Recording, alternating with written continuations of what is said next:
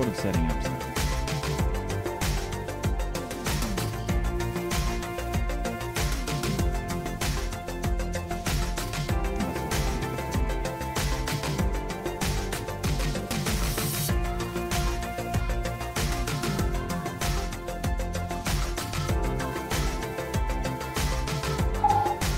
Oh, look who it is. Oh. Fancy saying you here. Only 2 hours and 15 minutes late. No. I'm not late. It's called being How's that? fashionable. Oh. Like, but you're still late, though. No.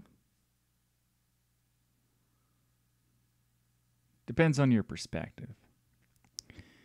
If you mean like actually, yes. But let's look at it in a different perspective. Maybe not. How about that? I like that. Let's go with that. Maybe not. Whatever. I like how you're giving up on that. I refuse to admit I'm late. Wait, I just did it. Yeah. But on the bright side, in the Telegram group, someone made a joke that by me being late, I have to now. They basically said a joke of, "Will we get an extra topic for me being late?" And I said, "No," but then that's actually a pretty good idea. So from now on, every hour I'm late, I have to add an extra topic for the patrons. So you just get like, this particular episode will have 7 topics for the patrons. Oh.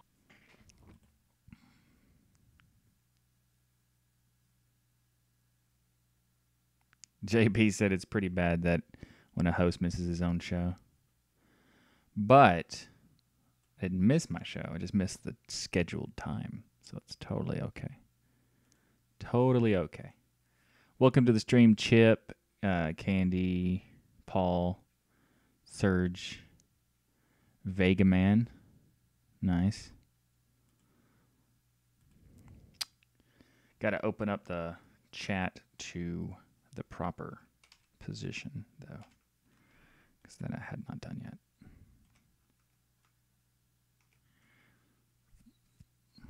Better late than never. That's a good perspective.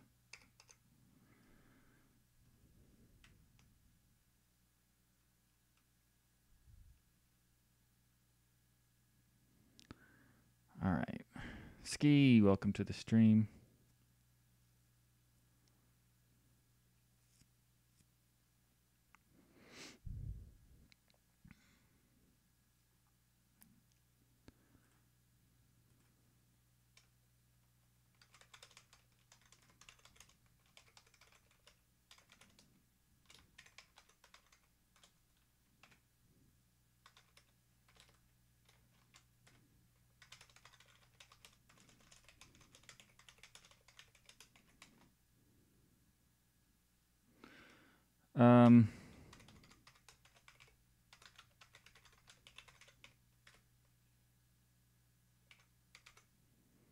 I hope that'll work. I don't actually know if that link will work. Let's hope so. I need to make sure this is also accurate before I say it.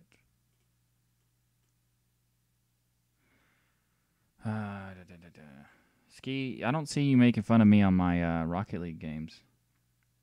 Kind of disappointed.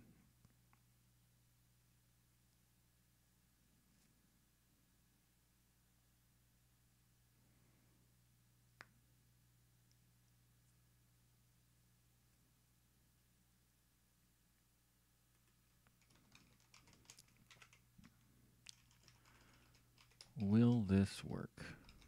Is the question.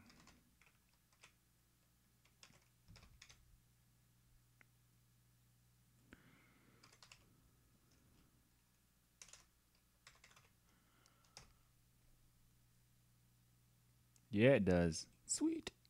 All right, cool.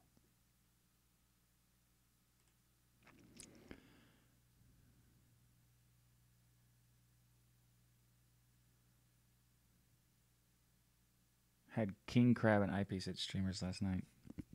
Nice.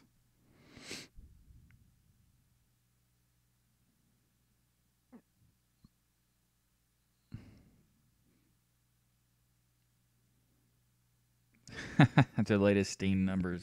It's time to shut up shop and go back to Windows. Yeah. I'm not going to talk about it, that topic this time, because I've already talked about it twice, and it's enough to say, like, how many times can and how many different ways can you say these numbers mean nothing? Steam system is terrible. Like, their tracking system, as far as users, like hardware and stuff, is awful. How many times can you say that?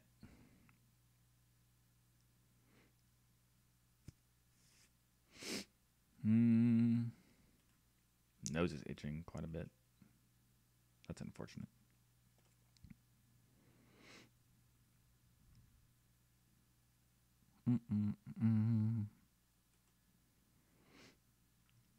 All right.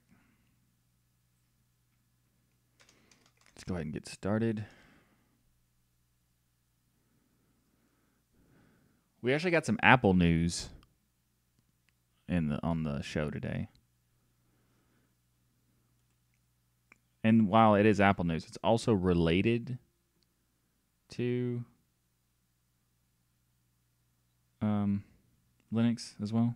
So it's not like super obviously lame, just a little bit.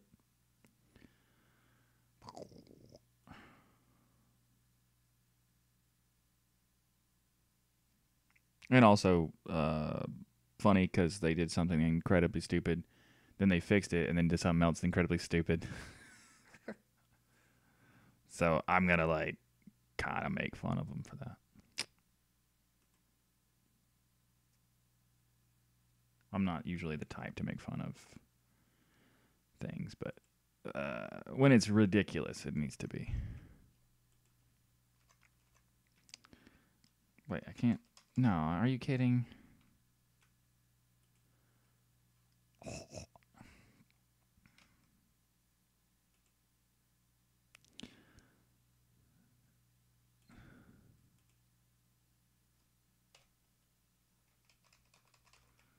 Seriously, it's not resizing. This is why I don't like this system. That's the only thing. Oh well. It is what it is. So, we got some unfortunate news to talk about this week as well. And that unfortunate news is obviously Linux Mint 18.3 is out. My condolences. Yeah, condolences. I'm just kidding. That's not the news. I mean, that is true, but not the news. The unfortunate part. Well, it's not news, is it? This is actually unfortunate. So let's go ahead and get started. As long as I can have this actual window stay where I want it to, that'd be nice. That would be nice. Wait, what?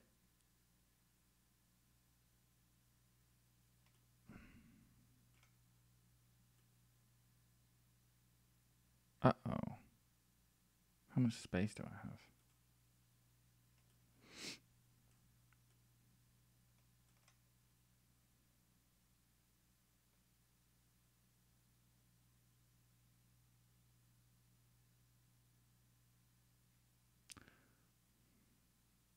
Wait a second. This is weird.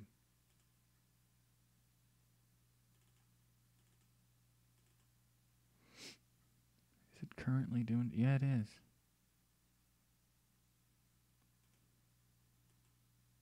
What?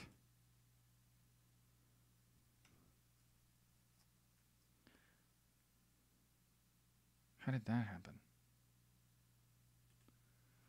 Okay, I'm going to hopefully stop this and it doesn't mess up the other part. Okay, good. It didn't. That would have scared the crap out of me. I had OBS was recording and streaming at the same time, which is normally what I do. But if I forget, I don't have enough space on my drive right now, so I can't do that. So I'm gonna try to do like streaming only, and hopefully it doesn't backfire. But I had to check to make sure it was actually not going to mess with the stream when I canceled that, which conveniently it has not.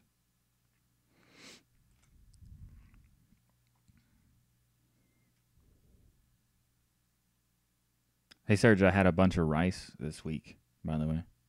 Different kinds. I cooked various different types, even stuff that sounds awful, makes no sense. I made like pizza flavored rice. Just because to see if I could and what it would taste like. It was okay.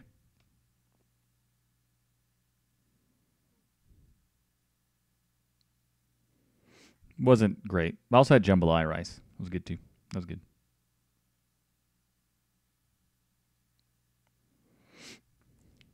Jambalaya rice was probably the best.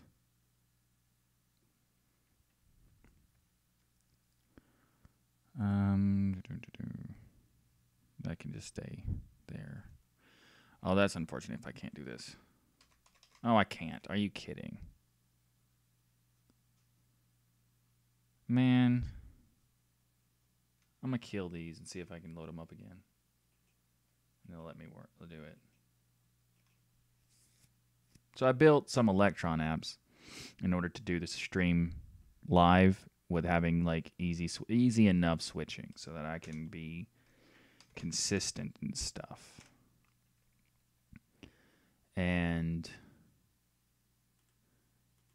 it's weird. Sometimes they do things like I want them to. Sometimes they don't.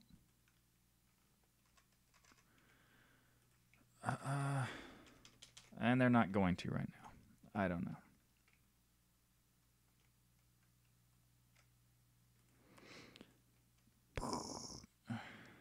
This is a bug that happens sometimes. That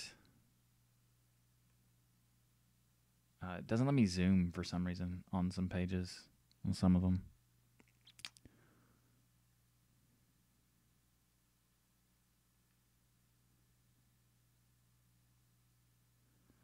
JP, I am actually making a video where I explain what I don't like about Mint, but it's not going to be like a hate thing. It's not like a... It's just going to be like, here's some cool things that they've done, and here's some things that I wish they would stop doing kind of video. But anyway, unfortunate news is going to start... here. My computer might have crashed if I had kept that recording going, because that'd have been bad. I was like, hey, you're trying to do things that your computer cannot handle right now. Isn't that fun?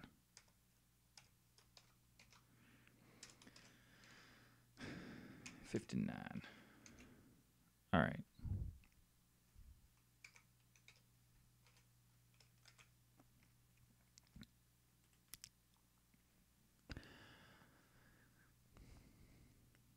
We got some unfortunate news this week. The Linux Journal magazine is going to cease publication. They've been running since, well, actually pretty much from Linux 1.0.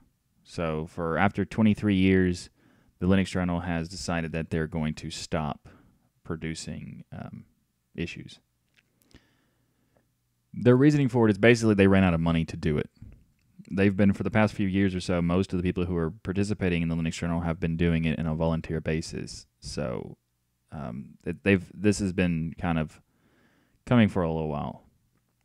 It's a situation where a lot of newspapers and magazines are having to transition to the web or just cease publication in order to justify. And the Linux Journal did actually provide like PDFs and stuff as well, but like it's just an issue of they don't have enough money, and there's too much work involved in creating it and continuing.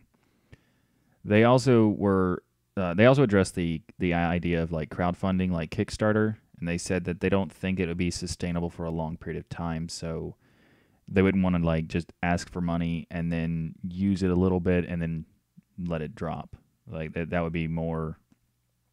That would be like against the community rather than just closing it up now. Which I agree. That's a better decision than hoping that it can be sustainable and not. But there is maybe some silver lining to this is that they are opening it to maybe being purchased by someone, some company that would like to continue it and take over. They are open to that. So if possible, that might happen. But based on the track record of most magazines, it's not likely. But it is a sad day to see the Linux Journal go. They've made a lot of great, interesting stuff.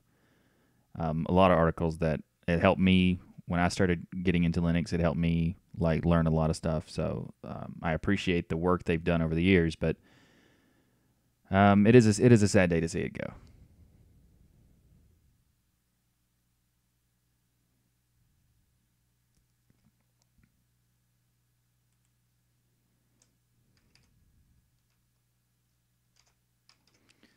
So that's the sad news. And I put that in the beginning of the video because who doesn't like to be depressed on the very first thing? That's the best. It's the best. Testing Steve. You're testing Steve. I like Steve. Also improving on it. Big reveal to question marks. Okay. Biggest fan of Linux Mint either, Dion. Like I don't hate Linux Mint. It's just like they do things that I don't really like.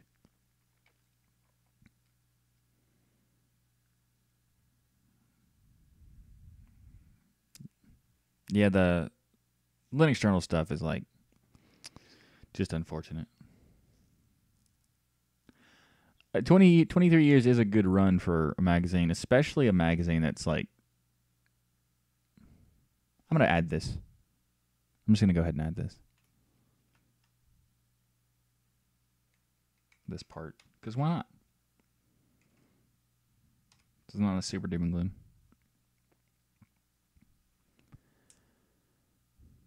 In the chat room, we're discussing the particular topic, which happens every week. So if you've never been to the live recording of this episode, this show, feel free to do that next week. But in the chat room, we were discussing the topic, and someone from it, Paul from the chat room, said that 23 years is a good run for a magazine, especially since magazines all over are dying off. And I absolutely agree. What's even more interesting is that it's 23 years is a good run, but it's also it's kind of amazing considering how niche how you say it? I don't know how you it's how niche the magazine is. Like it's specifically for Linux, and they started during a period where Linux was brand new and really didn't have much traction. So they continued so long and provided so much benefit to the communities for so long. It is definitely a sad day, but it is something kind of like to celebrate the effort and the work involved in the magazine itself. So thanks for everything you've done, Linux Journal, and I hope that you take this and kind of like I don't know, transition to something else that maybe could be useful to the community as well, because that would be great. But anyway, let's get to some more cheerier topics.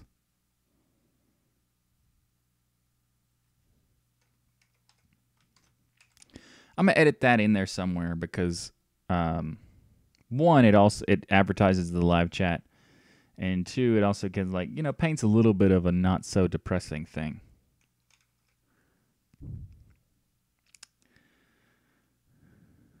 Yeah, the VidMe thing, I predicted that already, and not surprised by it at all. It's in the show at some point. Actually, it's not really, kind of. It sort of is.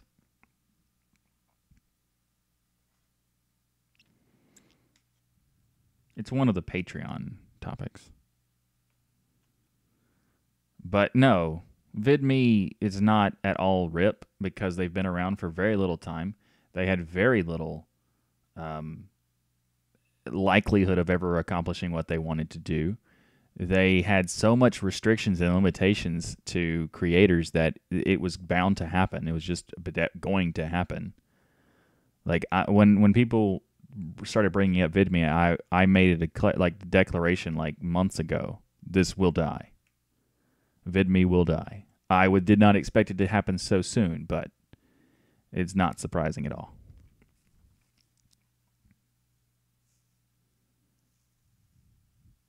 The majority of people respond to it as meh. Actually, I think like a lot of people are going to respond to it as, "What's VidMe?"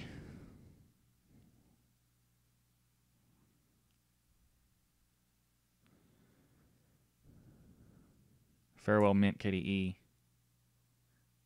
What do you mean it ended with a bang?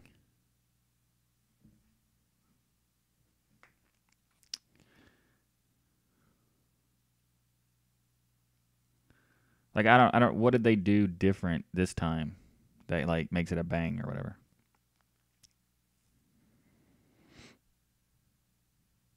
Anonymous, welcome to the stream. Appreciate it. All right, next topic is actually cool, so we're gonna switch to that. Will it let me zoom in? No, of course not, because that's not fun.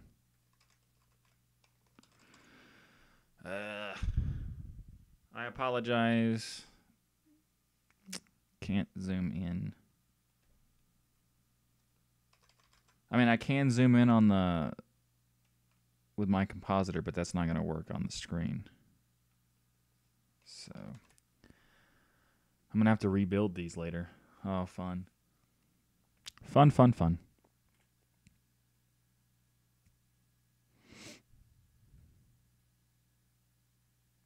Dion said, I've never heard of vid.me or VidMe. It's just, it was a competitor that tried to be a competitor to YouTube, which is basically impossible.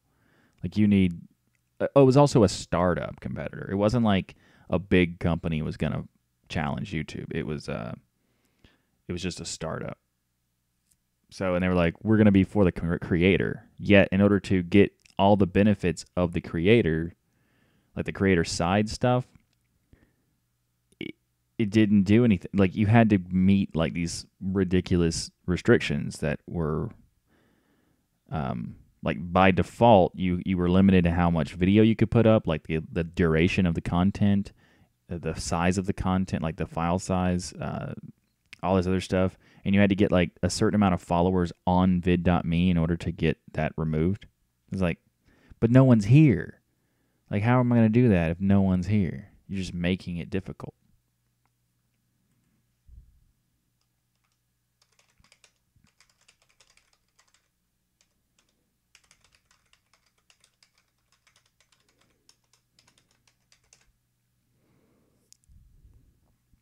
When did the stream start? Have I missed much? No. It started recently. You just missed one topic about how this thing is going away.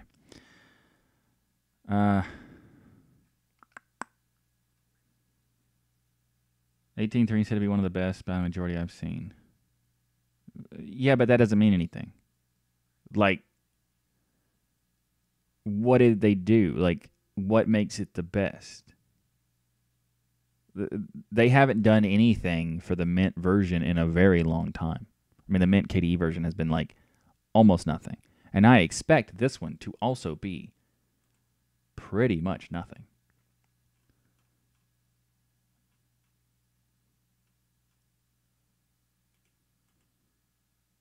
It's not even in release yet. It's in beta right now. They did actually theme it this time. That's nice. That's an improvement from the last one.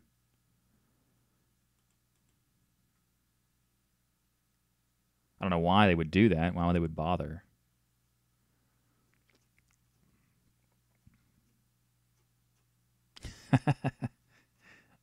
What's new in the KDE version of Mint Linux Mint 18.3? Let's go through this list. Okay. We bring many refinements to new features and stuff, and blah blah. It's got a new theme, and then literally everything else is the same for all versions of Mint. So nothing. Is it new theme? I don't know. I'm not sure if it's a new theme. I think it is. They updated the kernel. So that's it.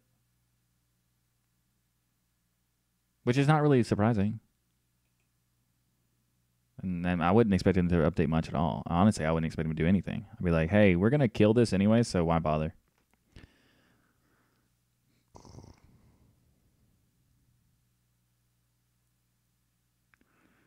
You have missed one topic. Let's add a new theme and call it a distro. Well, I mean, Mint does more than just the theming stuff, but some of it they shouldn't. But, yeah, there are some that do that. All right. This is how you get banned from the channel. Good job.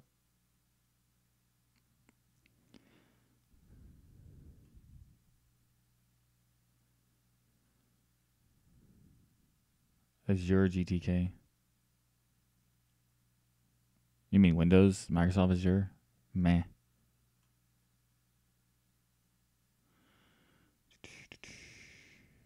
Cut, it always has been perfect. Because it has always been perfect. Because it's always been perfect. I like to manage package management or upgrade system. What do you mean? Do you mean like the GUI stuff? Because they use apt, sort of. Not really. Kind of.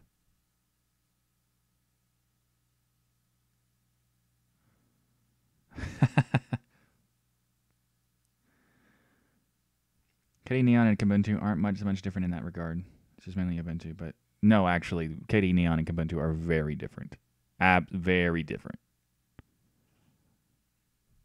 Like the redundancy aspect of Mint KDE is valid. That's redundant. But Neon and Kubuntu are very different.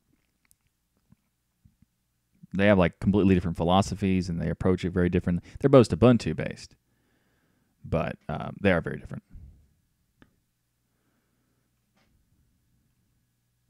I know what JK means. I just don't know what you were referring to. What's always has been perfect. I don't remember. I missed that part.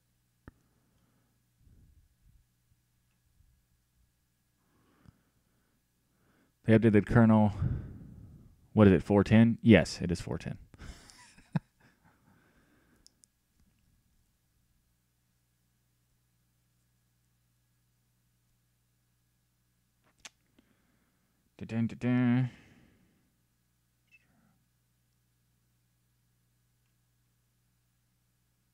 It's always been perfect. Oh, okay. The entire district. Okay. I see. That's definitely a joke for sure. Anyway, I'm gonna stop. I'm gonna just move on to the next thing. The server manager is improved. I'm going to talk about Mint in this episode, and I will. I'm not gonna be like. I'm just gonna talk about what's cool.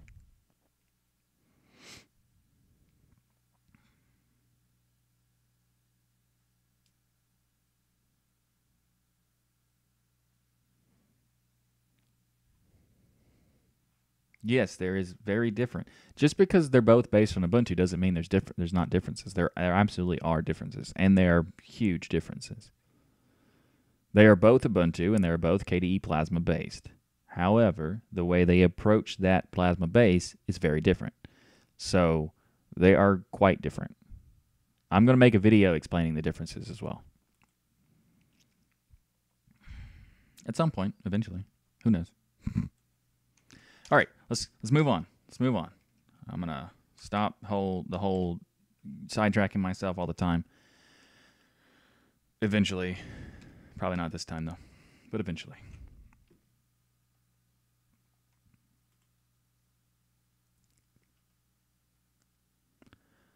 A couple episodes ago, actually episode 6, I think, is we discussed a command line tool called Googler, where you could search Google results on the command line. And that kind of created this response from a lot of the community of like, what about DuckDuckGo? Is there a tool for that kind of thing so you could command line search for DuckDuckGo?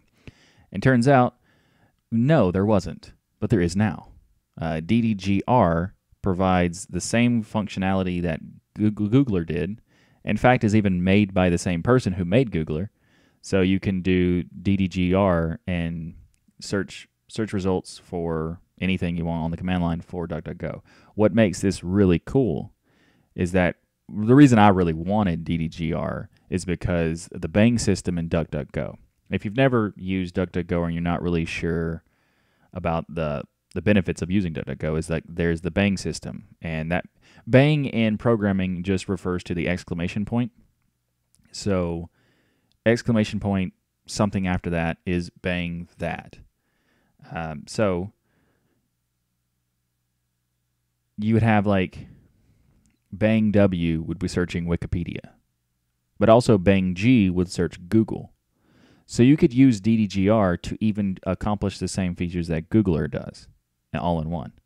So that's quite cool. If you haven't checked out the Bang system, just go to duckduckgo.com/bangs, and you can see a huge list of all the things that they support. It's quite cool.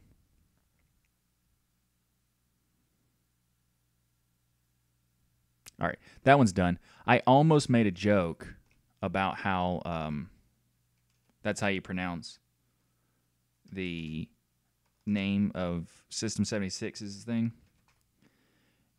Pop Bang _OS.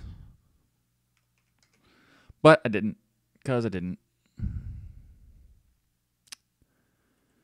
It's normal for this show. What?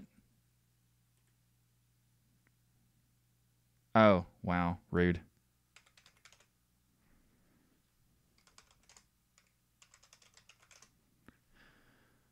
All right.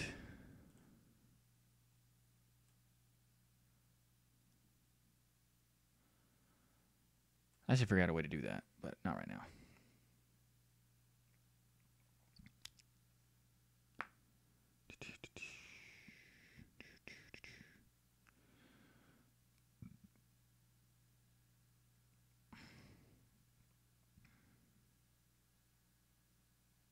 He just means basic Kubuntu versus basic Neon. Wait, stock Ubuntu and Neon. Well, those are very different. You probably don't mean that.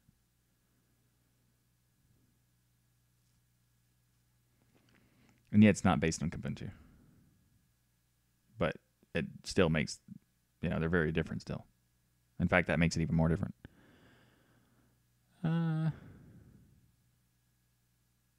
I will explain it, but I'll explain it after, in a minute. I'm going to do some more topics and I'll explain it, but I'll explain it. I'm making a video where I explain it in depth. I'll just give like an overview of the difference in a minute. Yes, they are both Ubuntu based. Oh, you mean is it a Kubuntu or it is not a Kubuntu based? It is Ubuntu based. But it's very different. Anyway, I always use Ubuntu when I ran on Debian derivative, so the whole Kubuntu issue flies over my head. Oh, that's fine. I like XFCE is good. Ubuntu is a good version of XFCE, even if it's old. I mean, great and stable. Sorry, that was too easy. Good jokes. Good jokes. Can I zoom in? No, of course not, because that's what I want, and that's not what it's gonna let me do. So I'm gonna have you just look at that, because that's all I can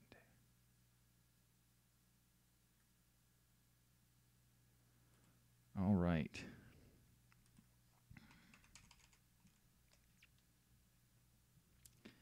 We heard that? Nah. I don't think so. Bash, you also have $Bang. Yeah, I don't think $sign has a symbol name, like a shortening name. Bang is because I don't know for a fact because I don't know who created the name for it, but the way I would like to think that the name from Bang came from is that in comic books and like the early days of like between the 30s and the 60s, they'd always use like bang, an exclamation point, or wow, or pop, or stuff like that, and pow, and they put exclamation point on all of them. And I thought that I kind of want that to be the reason that they named it that. Probably isn't, but it'd be cool.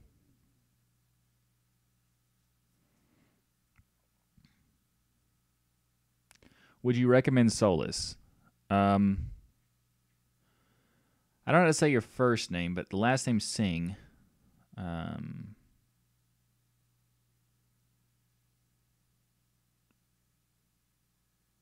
Abisht? That's probably wrong.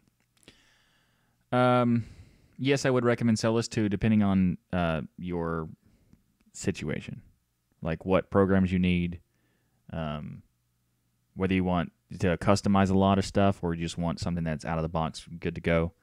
I would say if there's certain packages that you need specifically, that might be a problem. But overall, if you just like an out of the box distro, then Solus is great. Dion, yeah, okay. I hope I'm right. I don't know if that's true, but that'd be cool if it was. There's a short name for $? I don't think so. I pronounced it right? Whoa. Yes. That's like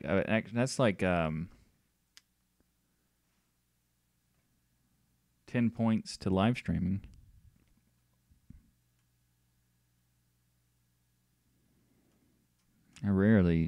I try. I usually don't get on the first time. So, first time, I'm excited.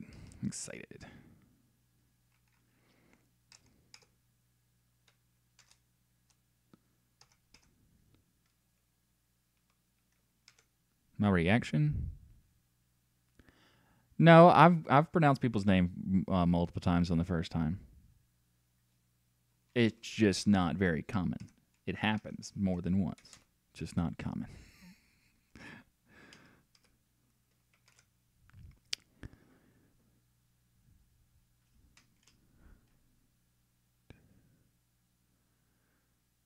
All right. I'm already on that. Never mind. I don't know why I thought it wasn't on there. Anyway, let's moving on.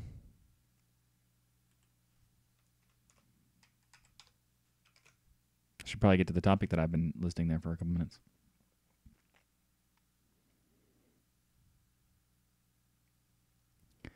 LibreOffice is now available on FlatHub with a Flatpak. Well, there's been a Flatpak available for a while, but now it's available on FlatHub specifically, so you can just install.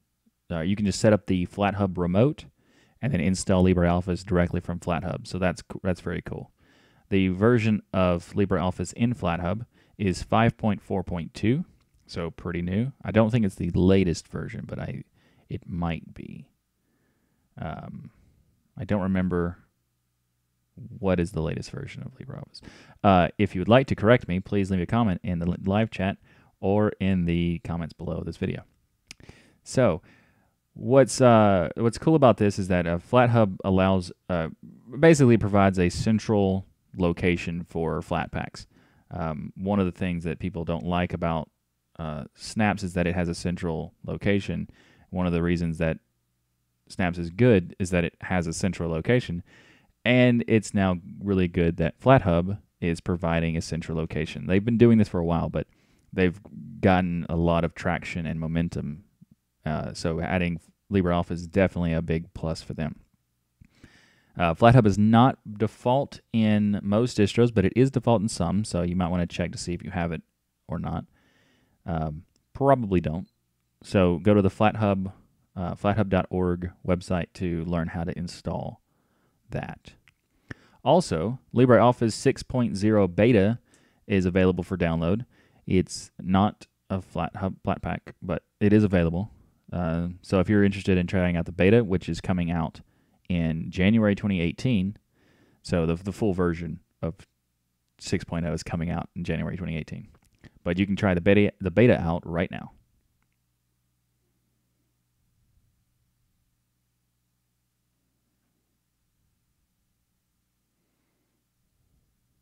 Unfortunately, oh yeah, I should have said.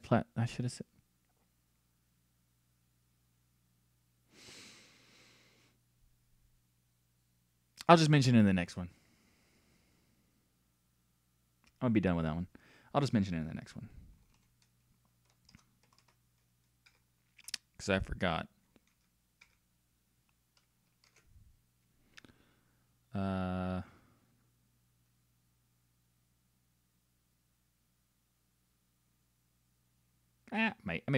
Maybe not. There's a lot of stuff to talk about that. So anyway, let's move on. Move on.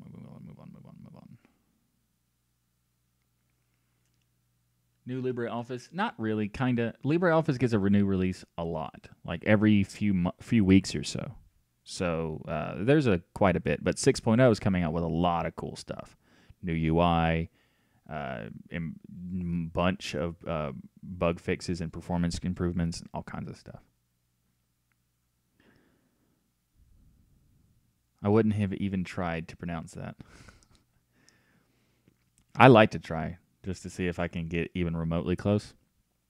But I kind of had a guess.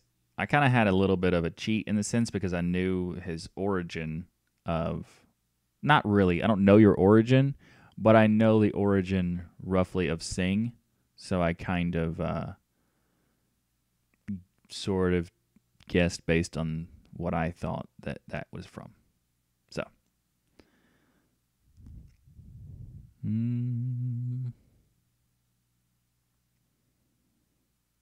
Yeah, Flatpak is available in Mint. Okay.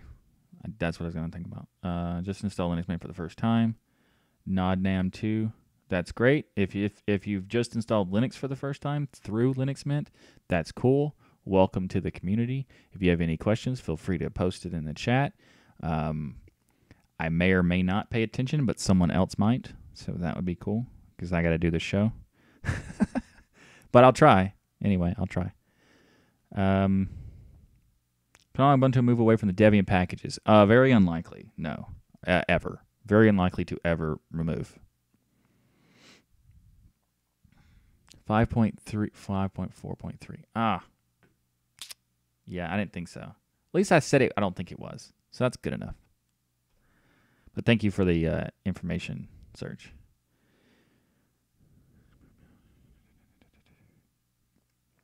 Cinnamon, I want a kitty, but being a total noob, I couldn't install it.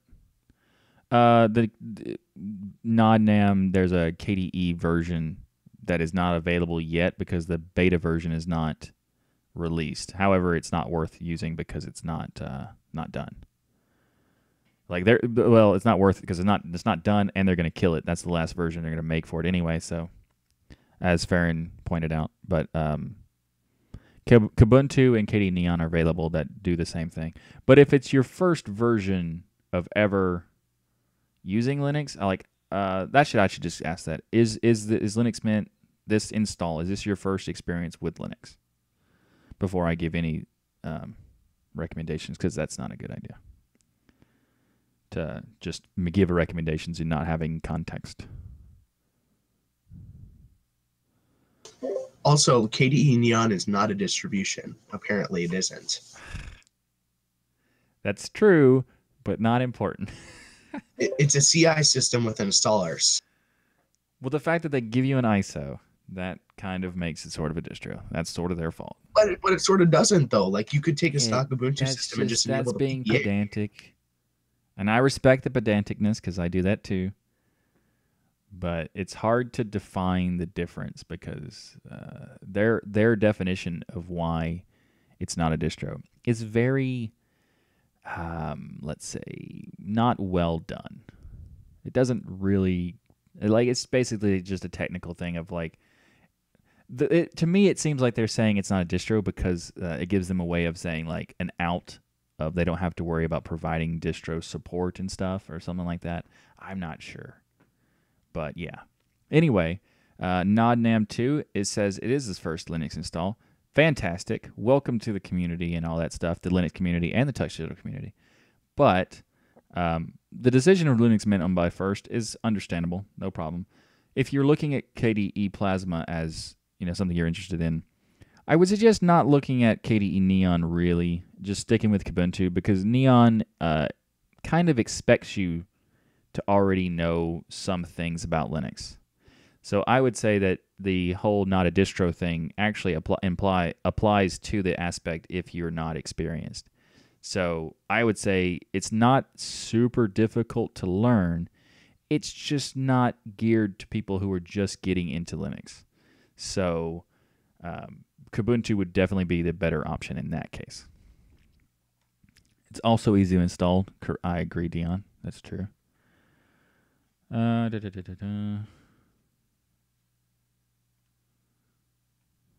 Let's call it a distro. It does matter. It does really matter, like how you define things. It's just also difficult to define some things, and also some things have weird names. Like the word stable doesn't mean stability in the concept that most people think it does. So right? It's fun. Terminology is fun.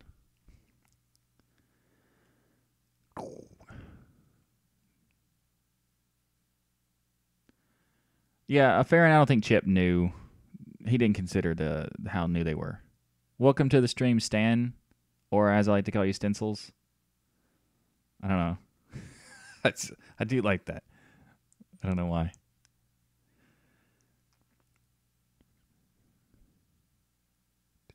But yeah, Chip, that's why I want people to find. That's why I ask what the experience level is before I even mention anything like that, because that's usually not a good idea. Easiest to install Stitcher that you've ever seen. I don't know, because it depends on how you define easy. Because to me, I can install whatever. So I don't know. Like easy to use for new users. That's I'd have to think about that. I don't really know.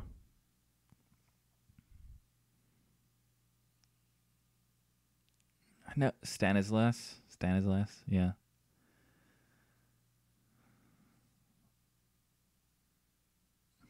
I still like stencils.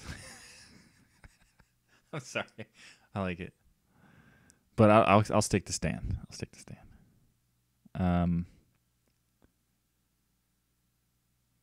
Okay, Farron, have a good one.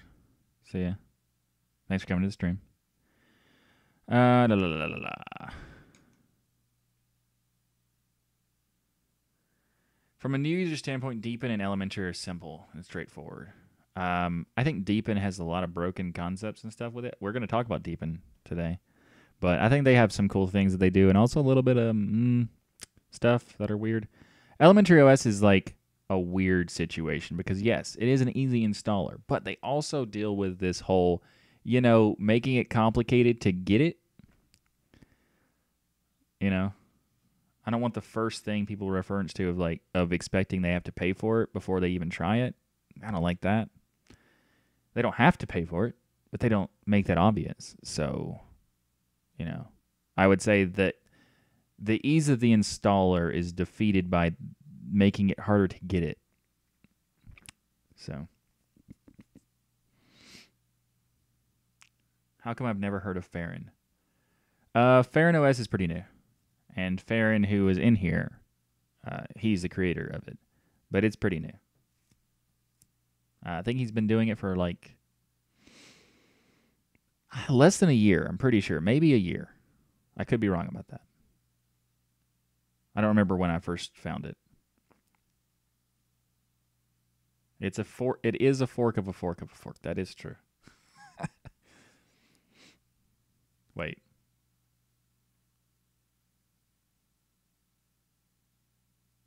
Yeah, okay. There's 3 forks. There's 3 forks in that. Yeah. Okay, just making sure. Because there's multiple layers of that one. which is fine in general. I don't really care about how many forks there are. It's just like, it's just funny because that's the way you say it like that.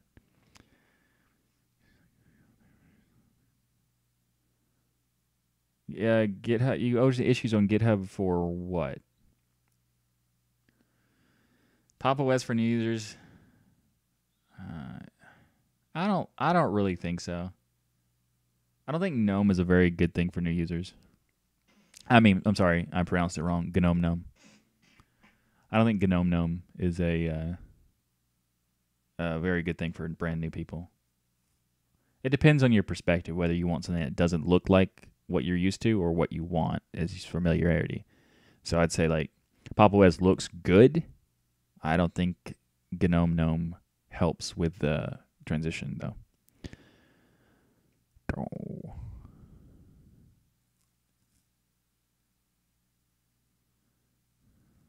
I know what you mean it's silly. That's why I recommend Kubuntu for new users. Oh, okay, you're talking about the elementary thing. Okay. Yeah. See, the weird thing about the live stream is that you guys hear me in like a delay, sort of, and then your response is like even more delayed to me, and then sometimes the responses aren't referencing what I'm talking about at the time. So it might seem like I'm not paying attention to you, but I am paying attention to you. It's just that delay kind of makes it awkward for me to like sometimes not be able to tell what you're referring to. Just so you know. But in general, I do pay attention as much as possible.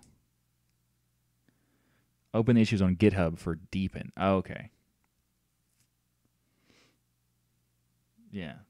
See, that's why it's sort of confusing for me sometimes because like I'm on a different topic at that point by then or something. I don't know. I just like to. That's why I just want to clarify sometimes. It might seem like I'm not paying attention, but I want to clarify because I want to pay attention.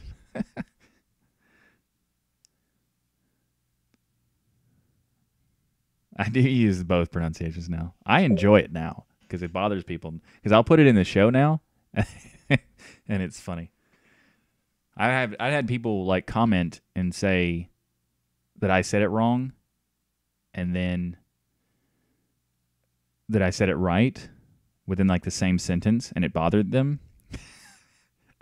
Because I would say like I would make it like I would have GNOME Gnome on a topic, and then I would actually say in the same sentence I would use the word like both ways because it would bother some people. So now I just do it immediately, always, just because it's funny. Well, it's funny to me. It probably bothers them still, but I like it.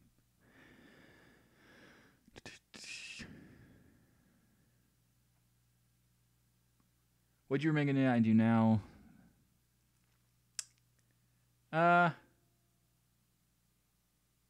What would you recommend that I do now that I installed it? I don't know. The whole like what to do after you blah blah thing on Linux is like so vast that it could be just like what do you enjoy using? Like do you find anything that you've used that you don't necessarily like in Cinnamon or whatever? And then we could, address that. I would say maybe look at cinnamon spices is probably like the first thing because the cinnamon spices feature you can enhance some things and add some applets and things like you might like that. Okay, so moving on to actually doing the show again. Always like I was meant to like no more than 5 minutes or 10 minutes per between topics, so I don't make it go super long. So I have done an hour almost of the stream, and I've done 3 topics. So the whole 5 to 10 minute thing. Not sticking to that so far. And I would resize that because I can't though. I need to figure out why that's doing that, but I can't do it now because, time management and stuff that I'm not doing anyway. Fun. Fun.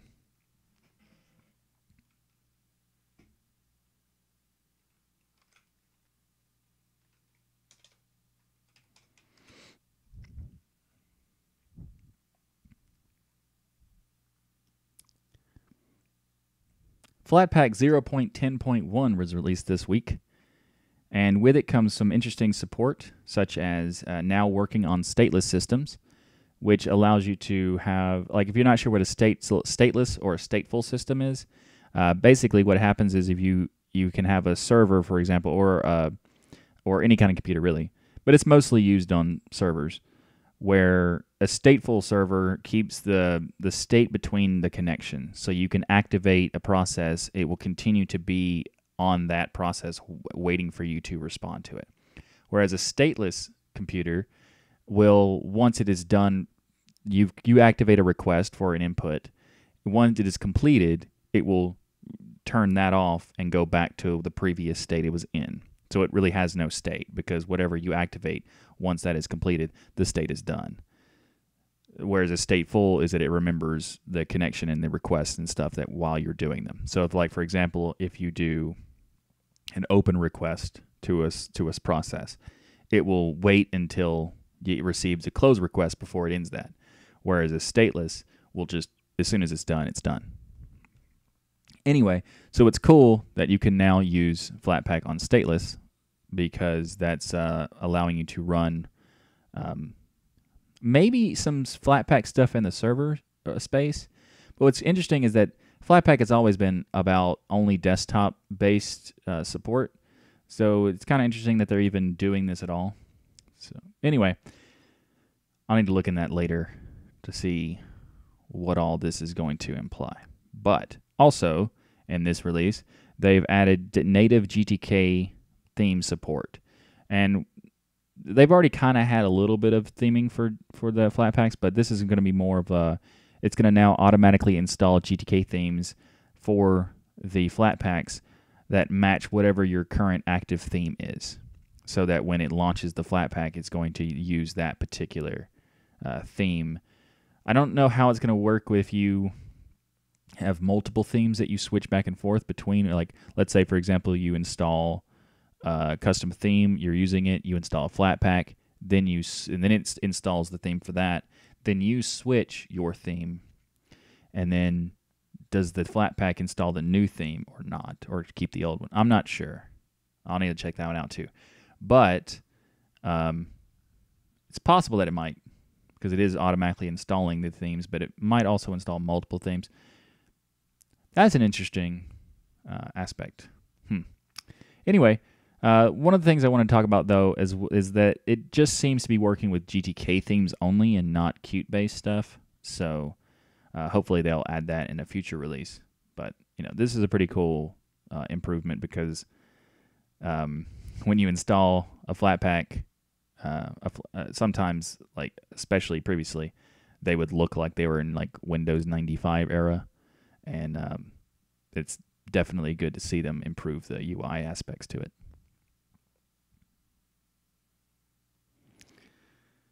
$59.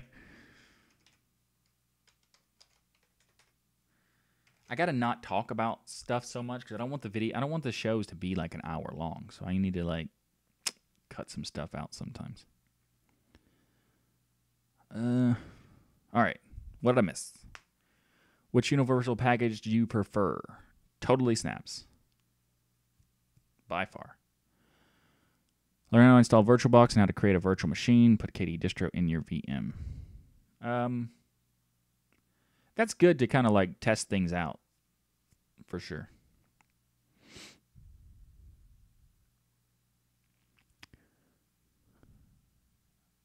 Abisht, what are you talking about? Well, you haven't heard of what? I missed that part. Emerge. What? No. You haven't heard of Emerge. Well, that's Gen 2, and there's a reason why you haven't. Because it's not a universal package format in any way whatsoever. It is just a package format for Gen 2. Opposite of universal. Although Serge is a fan of Gen 2 and stuff based on it, so it makes sense that he would like that. I'm now scrolling down.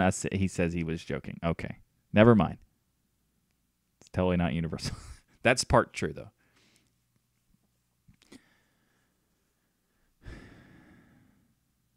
Hey, Christoph, I would totally like to do that. Here, I'm going to go to this page. I'm going to click Control, and then nothing. Nothing. It doesn't work. I know. I don't know why. It worked last week. It's just not working. It's unfortunate. It is definitely hard to read. That's why I like to Zoom.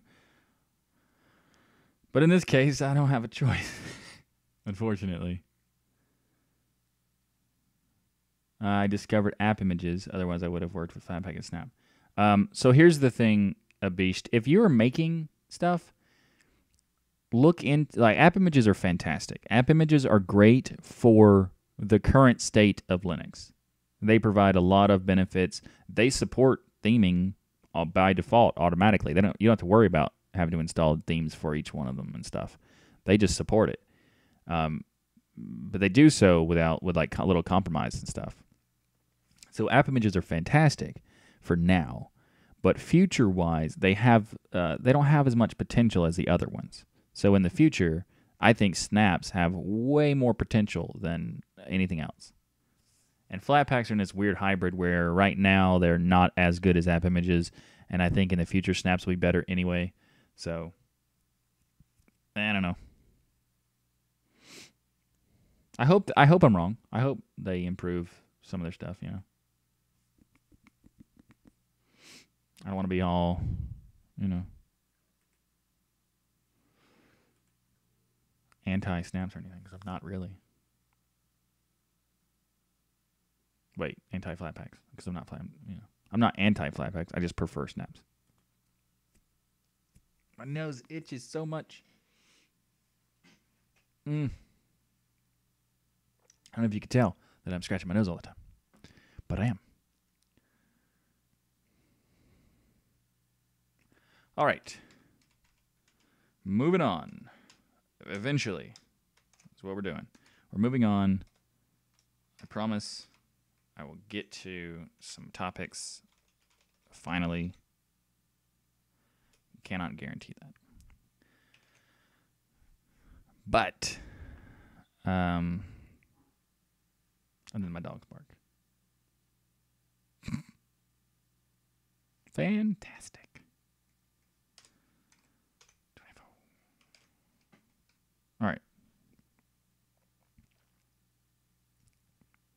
Mozilla announced their initial release of the open source speech recognition and speech model data collecting. I don't know what to call that. I'm going to skip that part and just start over because meh.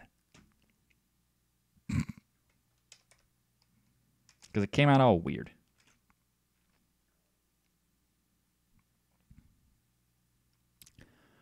Mozilla announced their initial release for the open source speech recognition project, two projects actually, Project Deep Speech and Project Common Voice. The first time I utilized this was in the test pilot add-ons for the voice search that they did for search engines. It was really cool and it actually worked quite well. But they've announced a more like thorough project approach. The Project Deep Speech is algorithms and computational features that allow you to build it into your own applications and features and stuff like that. So that's pretty cool. Another really cool thing that they're doing is the Project Common Voice, which is they both are connected to each other, obviously, but Common Voice is the data side of the situation. And Project Common Voice is like a collection of speech data. But the data is for people who want to provide it. So far, over 20,000 people have participated in this project. And the goal of it is to help systems recognize like various different accents and dialects.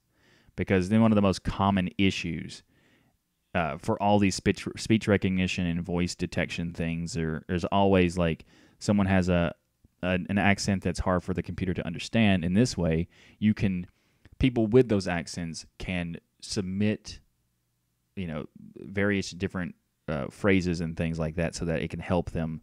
It can help the algorithms learn how to parse those languages and those dialects and accents and stuff.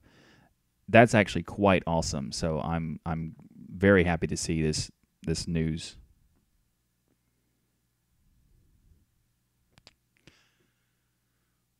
That's done. 05:45. Okay. 01:06:30. Welcome to the stream, Joe. Thank you for coming. How are you after the surgery and stuff? Have you recovered well since? Well, I don't know. Well, you know what I mean. You know what I mean. That started sounding weird in my head. I miss speech recognition in Linux. There's some cool stuff. Mycroft is doing stuff too, but this seems to be like more useful because this is being done on a bigger scale than Mycroft. So hopefully they can do like some collaboration stuff as well. You don't have KMag. Oh, the magnification thing? I do have K magnification, but there's a difference between being able to use my compositor to zoom. That works fine. But if I do that, you will see nothing because I'm doing it right now. My compositor is perfectly fine with zooming. However, you're viewing a specific window being streamed into OBS, compiled with all the other things, and then outputted to YouTube. So my compositor does not affect that window specifically. It affects like the overall view. Because it's not like a stream, it's not like a video screen capture exclusive. It's like it allows me to be very specific of what I show and never accidentally show things that I don't want to. That's why I do it this way. It's just this is also making it so that the zoom is not working. So now if I switch to, if I switch to the stream capture and then I did it, you can see totally works. But I should probably show you that it works when I say it works. But anyway, it totally works if I use that particular part of it. Bradley, welcome to the stream, even though I know you were already here in the Discord, and I didn't totally acknowledge that at the time. My bad.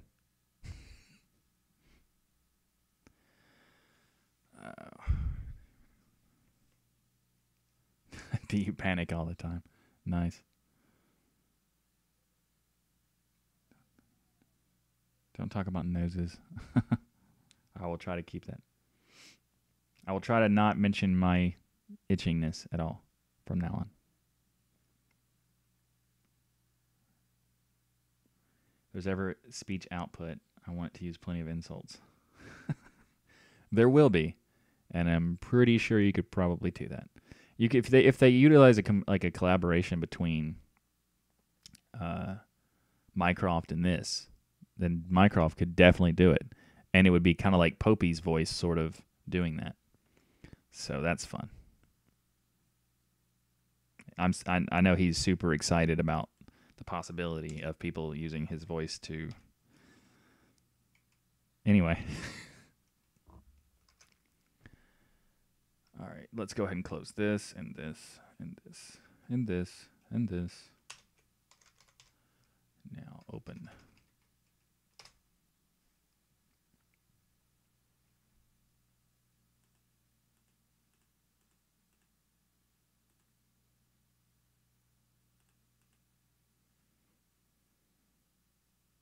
Can I zoom?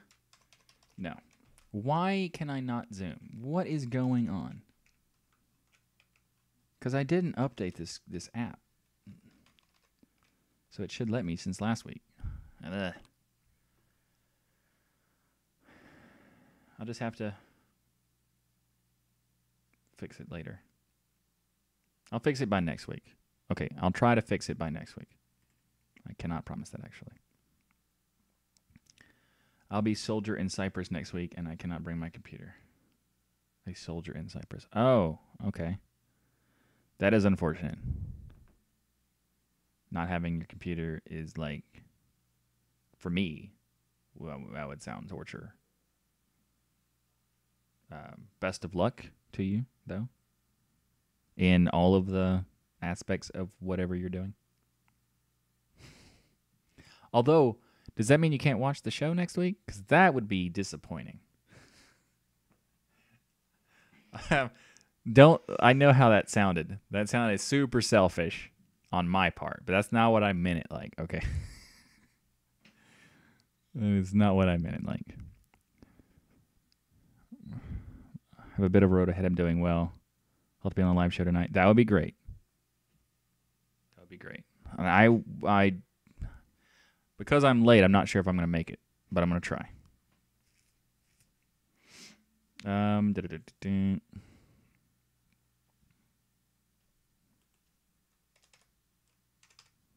But Rocco was insulting me earlier, so maybe I won't even try. Rocco. You're probably not even watching, but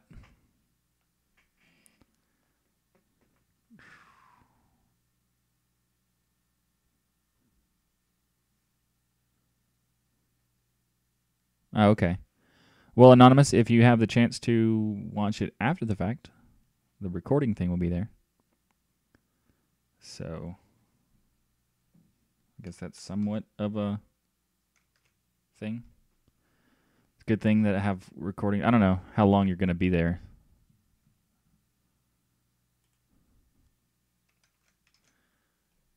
All right. I should totally... Okay, I'm going to get back to doing the thingy that I came here to do. How about that? How about that? Joplin. I assume it's Joplin. I'm not really sure. It could be Joplin. I think Joplin. Anyway, it's an open source Evernote alternative. It's essentially a note-taking app that is in the same kind of vibe as Evernote. What's really cool about it is that it actually supports Evernote files. So if you export files from Evernote, it creates these .enex files, and you can just import those files to Joplin, so you could transition pretty easily. It uses Markdown format for all of the styling and syntax and stuff. It has support for desktop app for Linux and a mobile app support for Android, and I'm pretty sure iOS as well. The desktop app for Linux is based on Electron, so if you're not an Electron fan, just there's that for you. Electron is fine. We can talk about that in the live chat if you'd like to come to the show next week. If you're watching this and recording, that is. Otherwise, we'll talk about it in a minute. The only thing I don't like about this particular application is that the syncing is up to you. So you can use like Dropbox or OneDrive or things like that, or you can use like your own local stuff like SyncThing and the folder sync and stuff. So I don't like the fact that it has all these features except for the syncing, because the only reason that people would use Evernote is typically that it's all in one thing and it's all available and all synchronized. Synchronized? I don't know. It's not like... Anyway.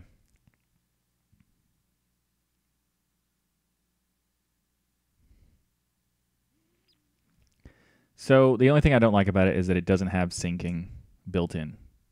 It has sync features that it can utilize with other, like if it sees that you've synced it on different devices, that it can check it, but it doesn't have it built in. So you'd have to use OneDrive or Dropbox or whatever.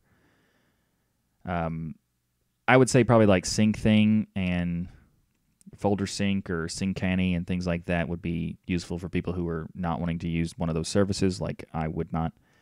But for me, I would kind of just rather prefer to just sync basic text files. So like have everything stored in text files and things like that.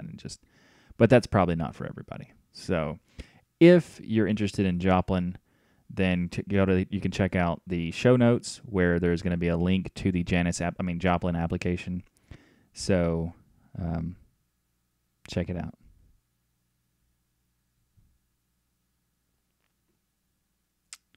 Yep, totally did that on purpose. Totally did that on purpose.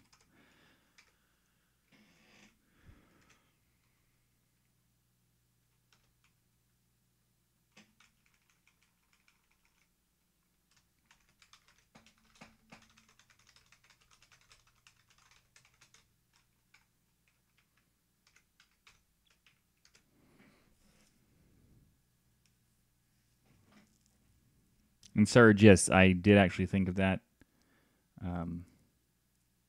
Like the first thing I thought of was Janis Joplin. I was like, why? That's why I think it's pronounced that way. I don't know. But then you put it in a chat and I was like, yeah, I'm going to make that joke. Why not? Some people might get that.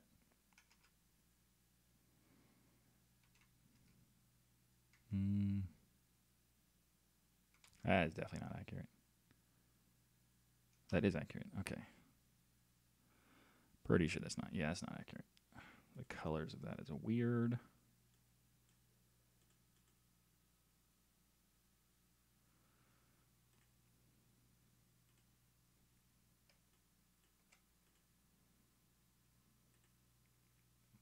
I don't know if that's accurate or not. No, it is not. All right. Gotta fix that.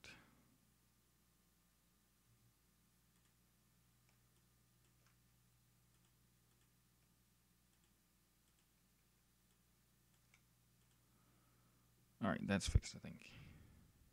Yeah. Cool. All right, switching.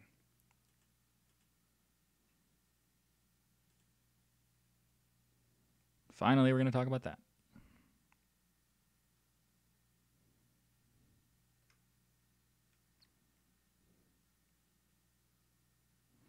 How do you even find this project via Google if you know the name? I have no idea. That's a weird name to use because it's going to be like super buried in search results. I guess if you search for Joplin Evernote, maybe that might work. Wouldn't need any such app if there was finally a good client for org mode files for Android. You know, except for the whole difficulty of using that in general. You know, if you could use org mode files in a UI style like this, that'd be fantastic. Don't think you can. Is TrueOS worth trying? Not really.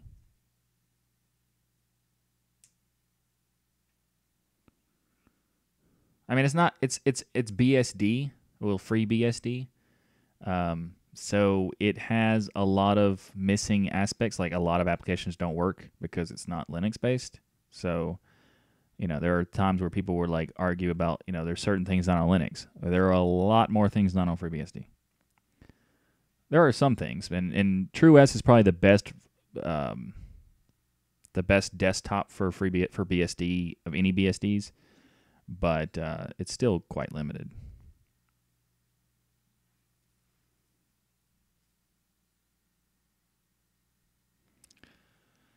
All right, we're going to do Linux Mint now.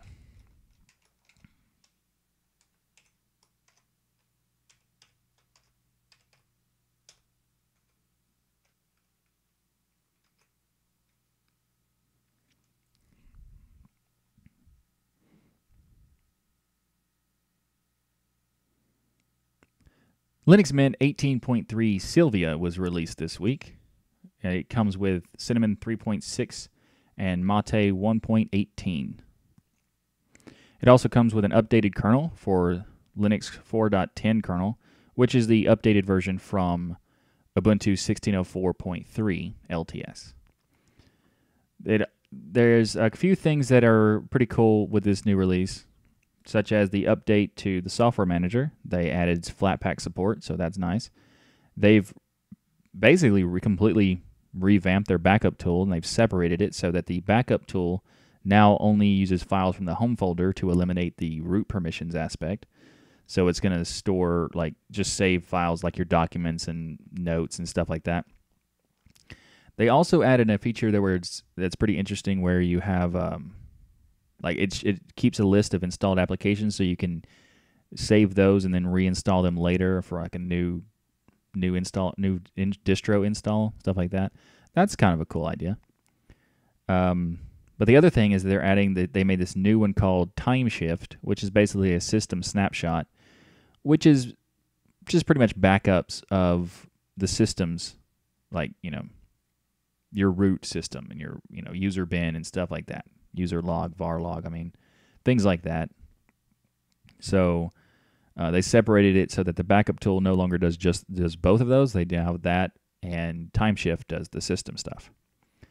They've also added Redshift by default, which is a color gamma modifier that allows you to like remove blue colors in your screen during the nighttime, so it's easier on your eyes. I've actually recently been using Redshift, and it's pretty nice.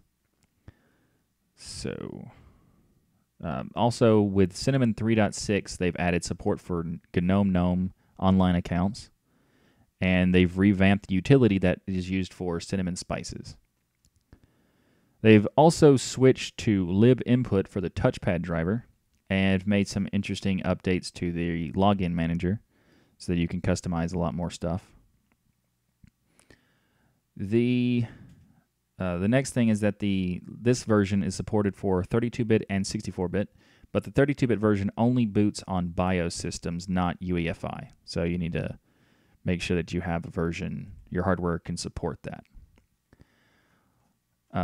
Something pretty cool about the latest version as well is that they have this private internet access manager app that they've added. I cannot find it yet. It's right there. Okay. So the private internet access app allows you to pretty easily switch to a proxy for using private internet access for your VPN. What it does is what's new about this version and stuff is that it runs in user mode instead of root, so it no longer needs to ask you for your password in order to utilize the private internet access VPN for the system. So that's pretty cool. And if you're not sure what private internet access is, it's basically a virtual private network so that you can connect to it, and instead of people seeing your IP address, it will see the VPN's IP address that you are connected to in a tunnel structure. I'm going to make some videos about that as well in the future. But for now, this is a nice approach to make it easy to utilize that. And I would, I think I'm going to try to check it out and see if I can use it on other systems, because that is an interesting approach.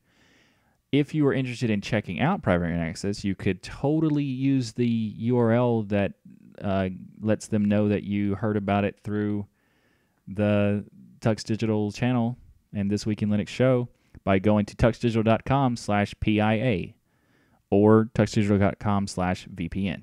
Either one works fine. But tuxdigital.com/PIA. Shameless plugs.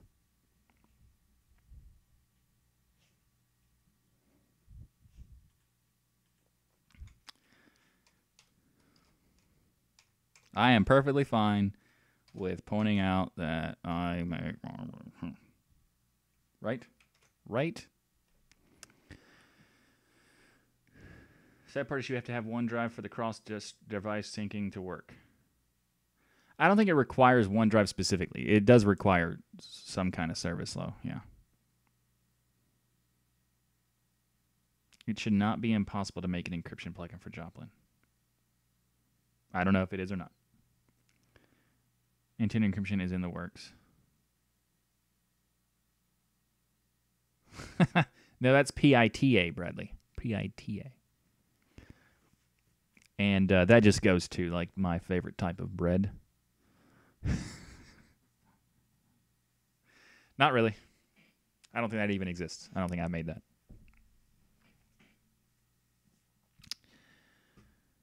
Next topic. Linux Mint and stuff is done. Yay. I just got to say, you go back to the, this is the blog they made, the Linux Mint blog. It looks okay. It's not great. It looks fine. but it's not great. But it's whatever. But you go to their main website. Their main website is hideous. Hideous. Like, I wish they would just update that because it's so bad. Oh, the colors are wrong. Oh, my bad. So the colors are going to be wrong in the video as well, and I don't care about that. I'm not going to bother. But, just so you know that I want to make sure you are aware that where the accurate color is. See, this is the accurate color. See, it's still hideous, right? It's still hideous. Anyway, moving on.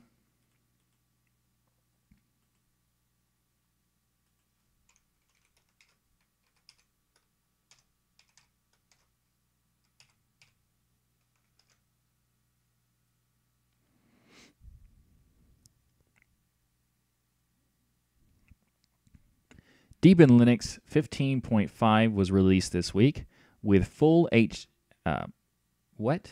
I gotta start over because I don't. Why would I say HIDPI support? That's not what. Anyway, that's weird.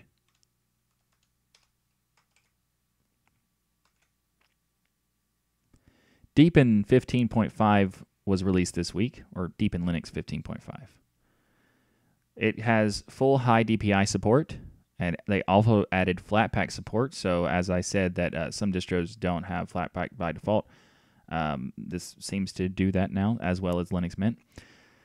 But I'm not sure if it has FlatHub built in by default or not. I'll have to check into that. But they also added some cool features like fingerprint scanning so that you can log into your laptop with a fingerprint scanner if your laptop happens to have one. Other distros have that as well, but it's cool that they added it. They also added 2 new tools that they created. One's called Deepin Clone, which allows you to clone, backup, and restore entire disk drives or partitions specifically. They also created the Deepin Recovery tool, which allows you to repair your computer's boot partition or format a drive. In case of an emergency or something, you can do that. So that's pretty cool. And check out Deepin Linux if you've never heard of it. It's a pretty good-looking distro. They have a little bit of issues every once in a while, but overall, it is pretty. So if you're looking for a distro that's got nice visuals, check out Deepin.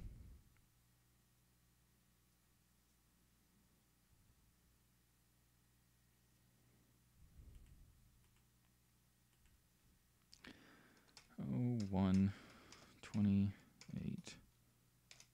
I don't want to be super all likey thing because it's not the best, but it does look good, even if I don't like some of their stuff. Christoph, yes, they did add high DPI support. If that was your issue that you submitted in their GitHub, that is kind of weird that they didn't comment or anything because they did do it. Most project websites suffer from ugliness. Not really. It's actually changing quite a bit now. Kubuntu's website's much better. KDE Neon's site is okay. They have a little bit of issues, but overall it's pretty good. Ubuntu Mate's website has been improved. Antergo's website is quite good. Solus's website is pretty good. The new OpenSUSE website is pretty good. They still have some legacy website parts, but overall it's still pretty good. There is some. It is nice to see that they are making effort to. A lot of projects are making effort to improve their stuff. Oh, the new Lubuntu website, Lubuntu.me. That one is quite good looking. Stuff like that. Mark. Hi, just got here. Was it work? Okay, cool. Thanks for coming to the show. And I was late 2 hours specifically so you could be able to watch the second half of the show. You're welcome. It wasn't because I messed up. Can Deepin offer me black rice? I do not know. Maybe. It depends on how nicely you ask for it. That is up to you.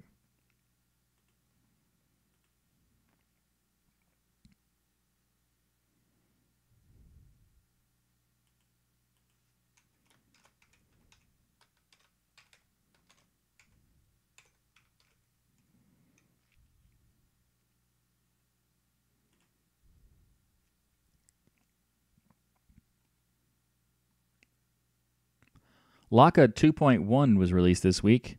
Laka is a retro gaming distro. It allows you to convert a computer into basically a game console. Their UI is kind of similar to how the PlayStation structure is set.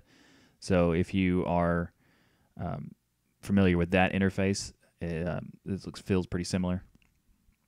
The Laka distro has Libre Elec, so that you can use the entertainment media stuff for Libre Elec combined with RetroArch, which is basically the reference implementation of the libretro API. So it allows you to utilize different like emulators and engines and stuff to kind of create your own distro gaming console thing. It's a really cool approach. They recently switched back to OpenSSL, which is pretty cool because they were using some like a fork of that, and thanks to some improvements to the OpenSSL, they've decided to switch back. But what's cool about it is they keep up to date pretty closely with LibreElec and RetroArch. So you have most of the time when you get an update, they are very close to like the latest upstream of those. So LibreElec is currently 8.2.1, and they are on version 8.2.0, which is very close, especially considering LibreElec. They update quite a bit. So like every few weeks or so, like maybe every couple months, maybe. Either way, they do update a lot. So it is nice to see that the Laka team are keeping up to date with all that. So anyway, if you're interested in trying out a retro gaming console that is open source Linux based, check out Laka. I think I'm pronouncing that right. I don't know.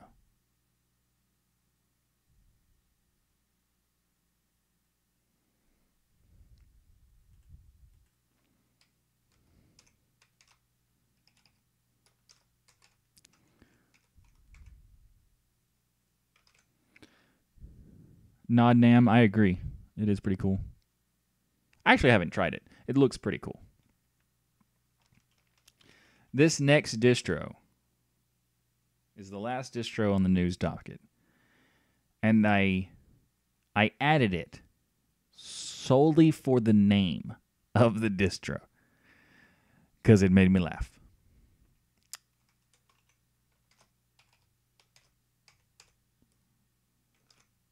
All right, let's switch it over.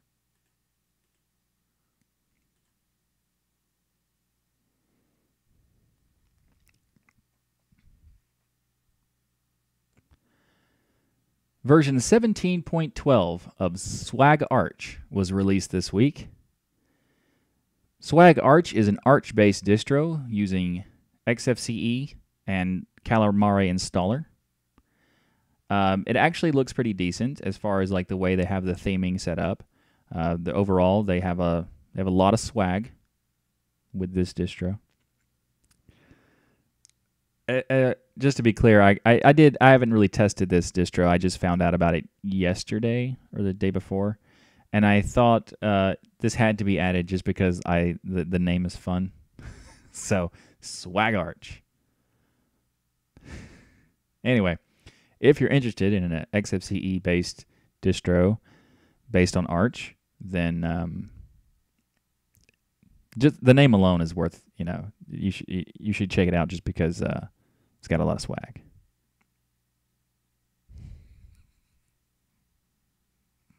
Swag Arch. That's so funny.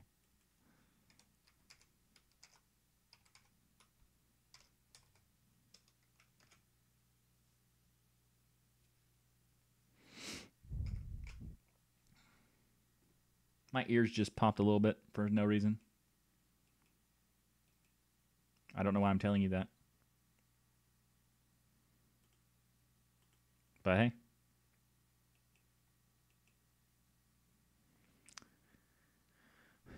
Archmerge is pretty good. I just like the name of this. And how often am I going to have a chance to talk about swag in Linux, right?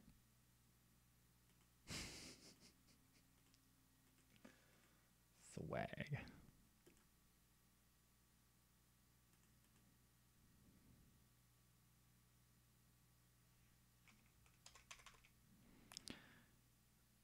Oh, I can. Cool.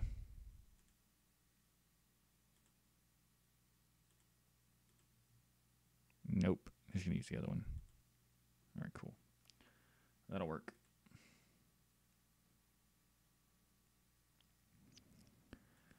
Tech companies. I currently have how many people watching the stream? 36. Very cool. Very cool. I currently have people talking in the chat room. I think 4. 3. No, 2. Technically, if you count me, it's 2. So you're not required to talk or anything. I was just looking. Just so you know, it's hard for me to know who is watching if you don't say anything. That's just FYI sort of thing. So if you're curious why I don't mention your name or anything in the stream, it's because I have no idea you're there.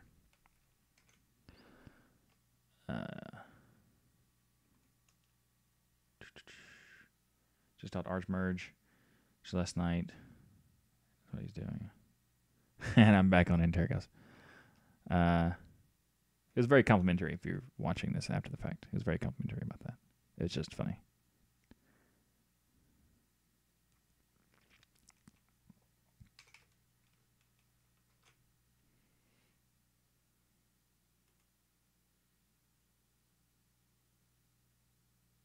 Well, obviously that's not right.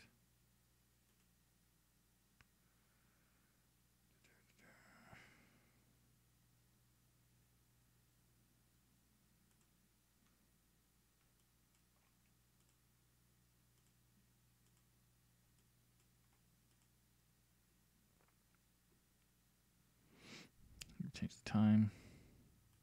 Because I messed it up.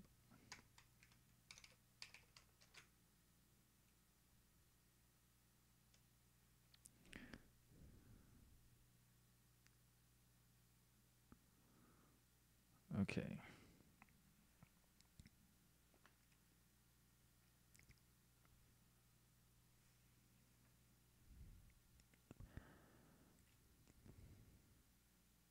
This week we had an announcement from Red Hat where they're going to work with multiple companies to try to work on fixing the licensing issues in the GPL. Fostering greater open source development is the title of this post from Red Hat.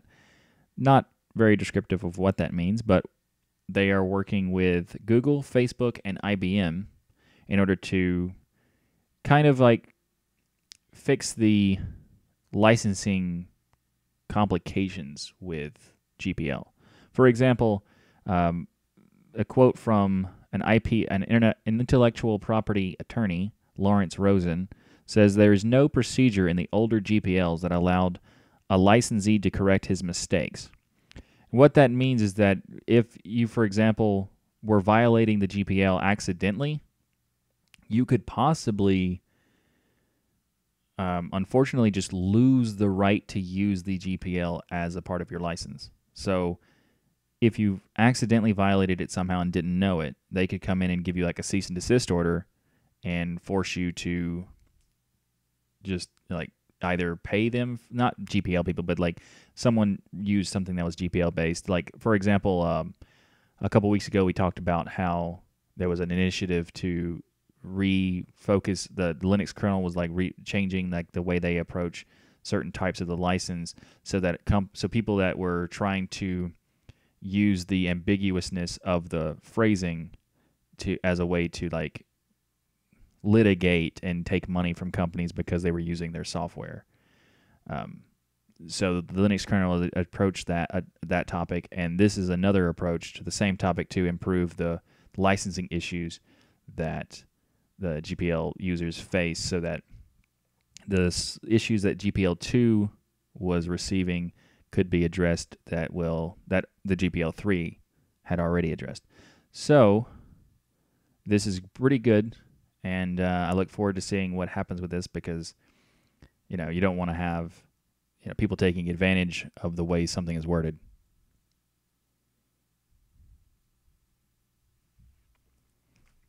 Done. All right, 1,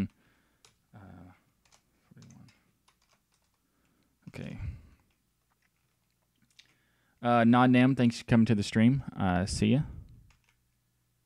Sorry I didn't get the show done in time for people to actually watch it during the stream, because I tend to not do that.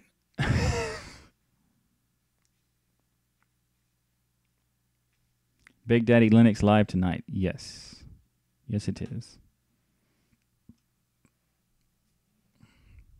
Or as I like to call it, Biddle.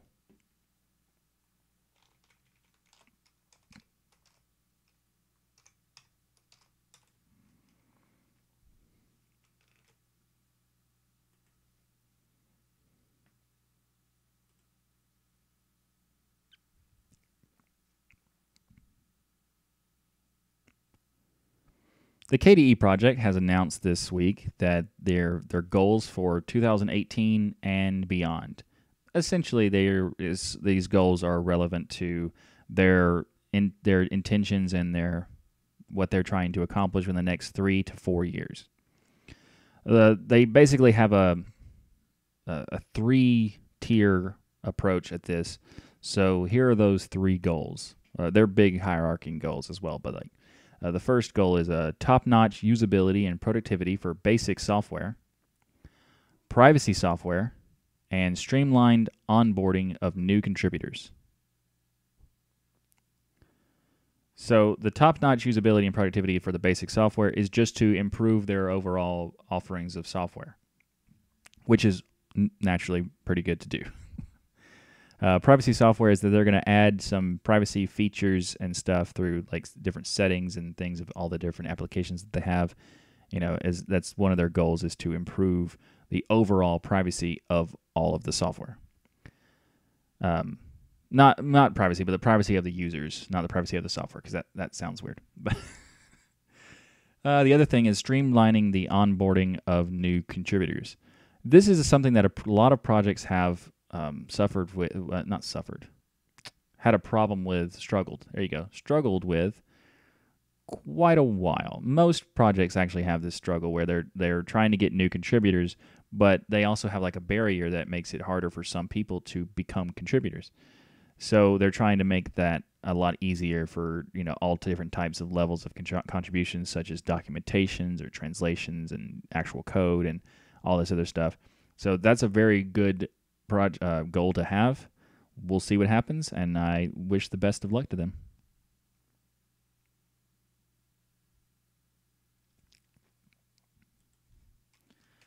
Oh, 1, 4, 4, 5. Okay. Next topic. Does zooming only not work via Control++? Literally none of it. Christoph, not zooming at all. Does not work. But it only doesn't work on this particular structure, and I know why. It's a common problem that they're aware of.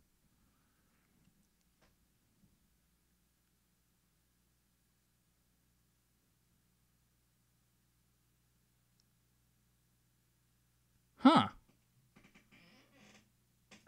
Catching the key combination.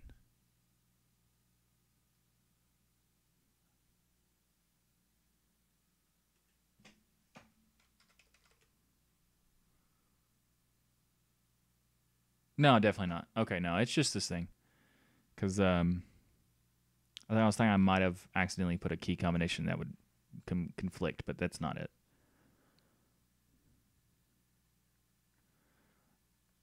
Clive is a mod, Serge.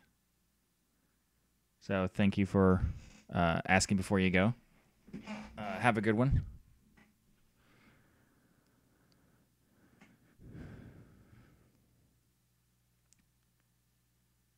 Like, it's just, Christoph, the issue is just, unfortunately, a bug in the software.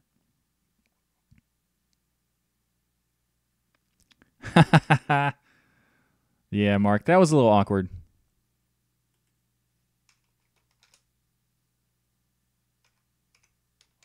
I tried to be as nice as possible, even though what we were discussing was a little ridiculous.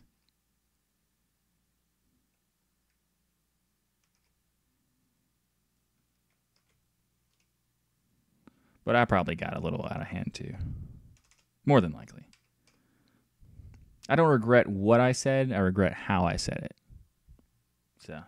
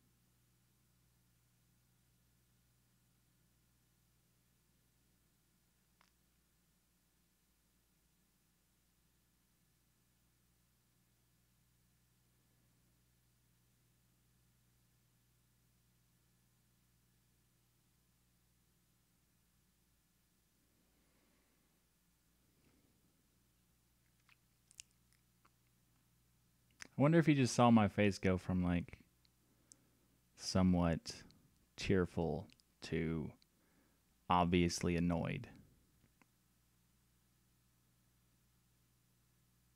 I wonder. Did you notice that? Did you notice that?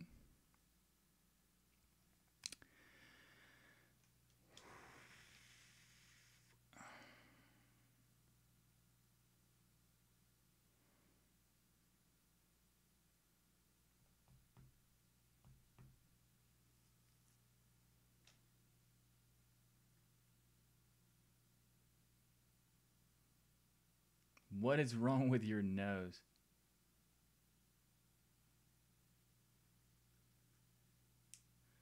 What? What?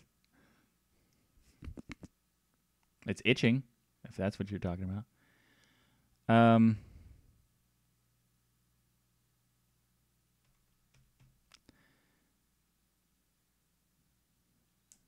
See, the part where I got annoyed is I read your statement about him making a video the next day about it. I had not seen that or I knew it existed. So that was, you saw my response on the first time I learned it existed.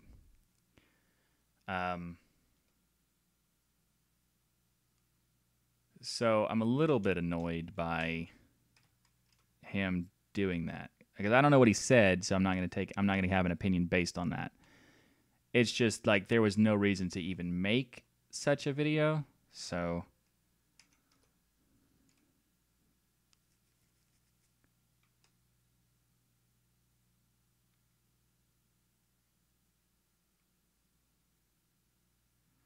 now I have to look at it, and hopefully he didn't say anything that would annoy me. Hopefully. But if he paints a brush at me that's like, you know, if he throws shade or something, then we'll see what happens tonight. Because I'll definitely be on the stream now. Definitely.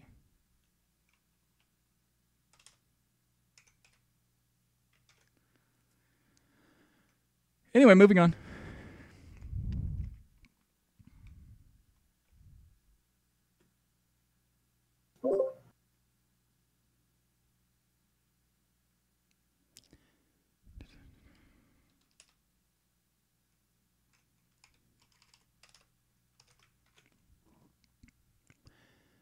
Unity DE update is coming to Ubuntu 16.04 LTS. A lot of people were worrying about whether the Unity would continue to get updates or not, patches and things like that for, the supported releases like 16.04 LTS. And we have got a confirmation that it's absolutely happening, and it has been happening for a little while, but they haven't pushed a huge update yet. They have now pushed an update that contains 27 bug fixes, including Compiz, Unity itself, Ubuntu themes, the Unity Control Center, and many more as well. They are still working on the maintenance side of Unity, so that is very nice to see. I'm curious how much of this work will be implemented into the project that people are making for the Ubuntu Unity flavor. So this is quite interesting to see, and I'm glad to see like confirmation that they are totally continuing to maintain Unity for the users of the LTS that are still using Unity.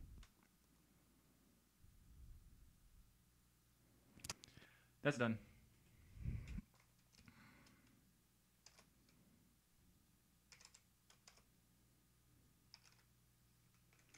So as far as that video thing, I gotta watch that before I make an opinion. But I don't think anyone would expect me to be, shy or like a step back from confrontation. That does not happen. I will not do that. So we'll see what happens. We'll see what happens.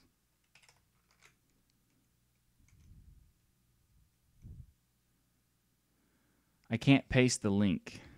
To what? Oh, do you mean the video for... I'm not going to watch it now anyway. So... Like, I'll find it later. It's fine. I appreciate it, though.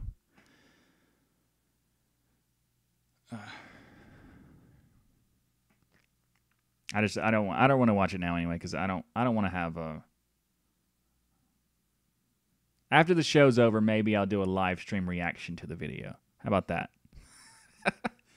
Maybe. I don't know. Probably not. Like if he... Okay. See, that's different. Mark, I appreciate you giving me that information. If the video is about why GIMP is better, then fine. Because GIMP has... I can give examples why GIMP is better in certain cases for certain people. That's what I said in the stream anyway.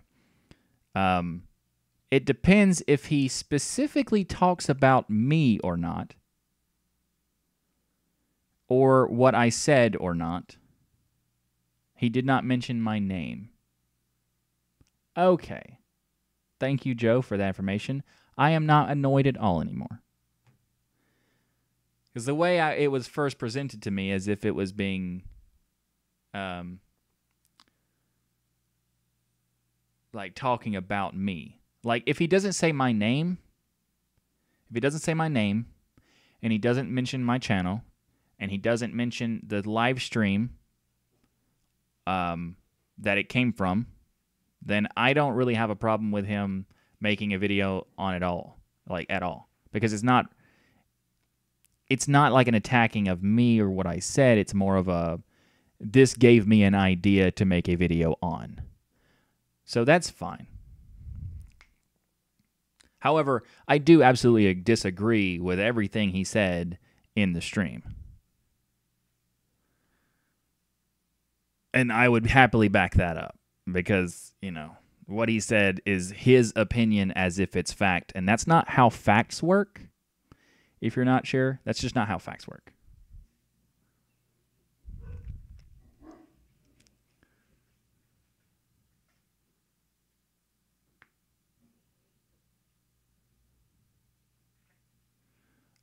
Shane, someone said he did not necessarily about that particular talk, but yes, that he made a video that is somewhat related to it. And Mark, I will watch it just to see. I don't know if I'm going to watch it on here because I am hungry.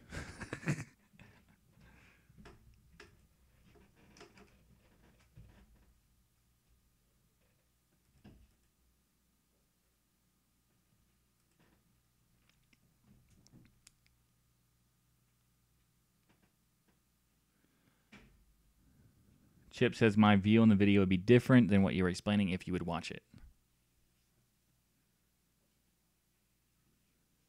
Okay. I will totally watch it, for sure, but, the look on your face will be priceless. I don't know. I don't want to start some kind of beef over, using an application. That's, like, pointless.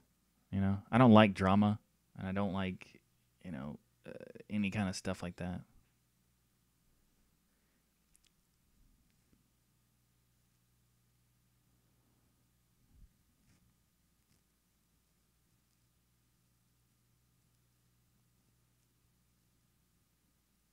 Shane Milton.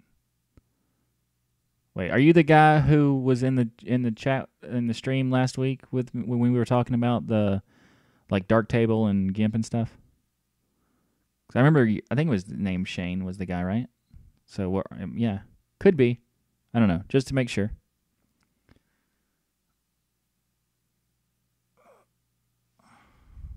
Okay, cool. Yeah, I was just saying that it's like it's technically possible to use it as a professional. It's just painful to do so. And he was acting like I was saying that it was impossible. And I was saying that certain aspects are totally impossible, considering GIMP has no ability to do non-destructive whatsoever. And as someone who is refuses to use destructive stuff, that kind of makes it a problem.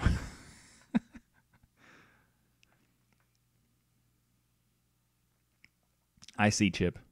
I see. I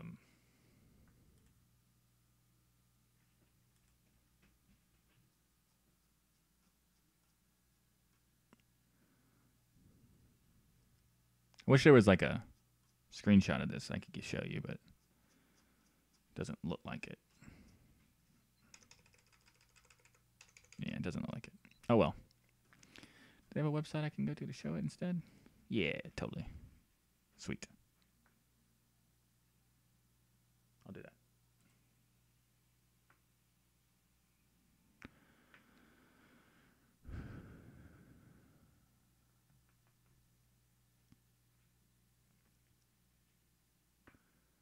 that. Mark, I don't dislike GIMP. I dislike the way they approach the community. And I also don't like the fact that people have been asking for something for a decade and they kept saying that they don't care. Like, I don't like that.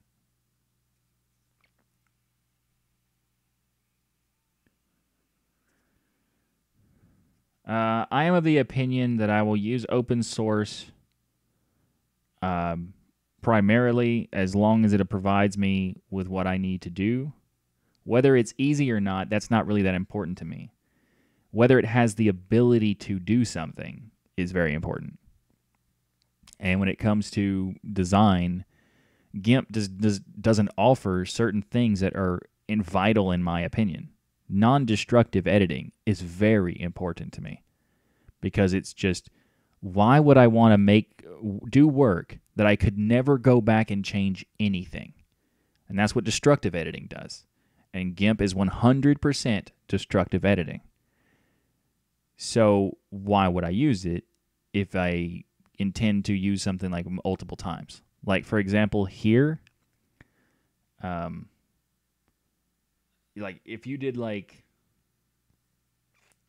if I combined all of these particular images that are on the screen right now into a GIMP file and I changed anything in them, it would create a possibility that I couldn't go back and change something later. So just non-destructive allows me to go into, like, for example, the penguin on the screen, change the shape in some way without hurting the rest of it. Like, that non-destructive is very important. But in terms of like proprietary overall, I don't really want to use proprietary. I don't like it. I just use what I have to in order to accomplish something in the most efficient and effective way. If that happens to be proprietary, that's unfortunate, but I deal with it.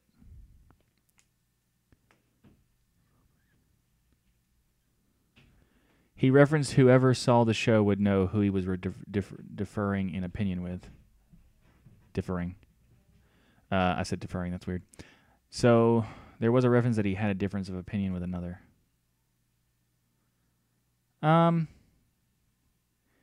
If he says he has a difference of opinion with me, that's fine. I don't really care if he says that either. If he refers to the show and actually says it was on Big Daddy Linux live stream, and he links to it or something, like then he's actually like, pointing to me. If he doesn't point to me, I don't have a problem with it. Like, I don't have a problem with anyone having a difference of opinion of me. Like, or a difference of opinion of what I think. Like, I have no problem with that. And I have no problem making a video about that at all. That's fine. It's just like, if you were going to point at me and specifically call me out, then do so in a transparent way. For example, if someone wanted to disagree with me and wanted to name me, that's fine. I don't care. But you definitely should debate me about it. You should specifically have me involved in that discussion. So if he doesn't do that, I would have been annoyed. But if he's not pointing at me or anything and doesn't actually like connect to me specifically, I'm not bothered by him including that.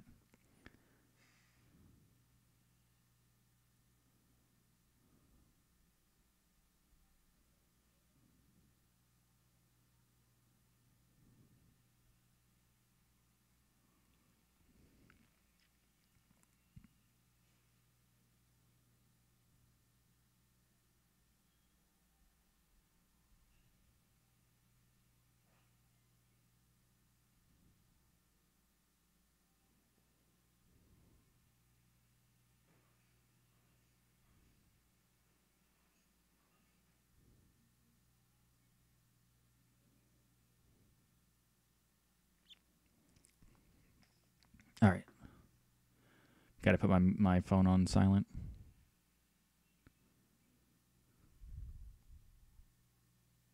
There's a reason I use Portrait Pro in Wine. Yeah, there you go.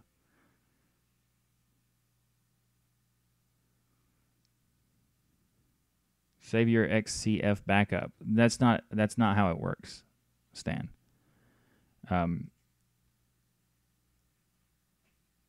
The saving a backup is like if you change something. Let's say, for example, you change a filter on an image, and you want to change like a Gaussian blur or something, for example. In GIMP, when you add a blur, that blur is applied to the image. And once you set the size of whatever the blur size is, or whatever the level it is, that's done. It's done. So you'd have to have a copy of the previous layer. So for example, in GIMP to be non-destructive, you have to have a copy of literally everything you do every time you do it. But let's say you do 20 things and you want to go back 7 things. You can't, because you've already made a copy of the other things on top of it. So you'd have to undo those things to get back to that 7th change previously. Photoshop, you can do everything.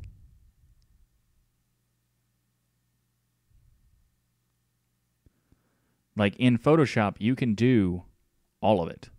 You can go back any number, you can change anything, and it's non-destructive because it doesn't actually apply. It's math on top of what you're doing. So you're not modifying anything permanently. You can change it where in any method you want. And you can go back in any number of one. All this, that's why it's great.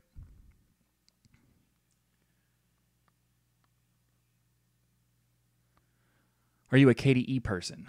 I prefer Plasma, yes. I do not prefer the way Plasma is by default, but yes, I do prefer Plasma. I mostly prefer KWin.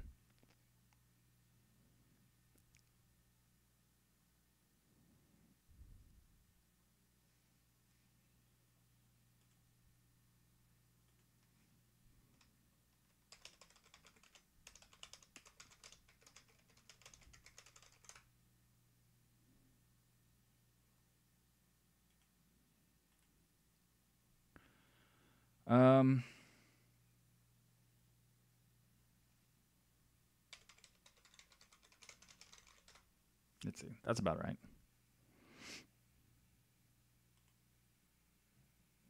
Okay, cool.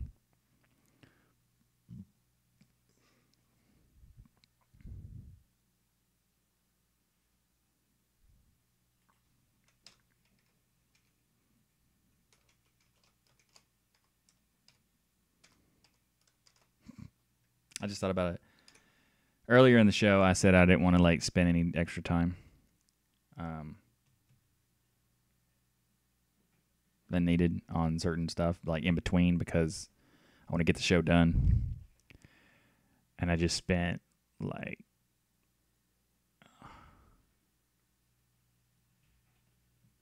15 minutes on that. It don't even matter, really.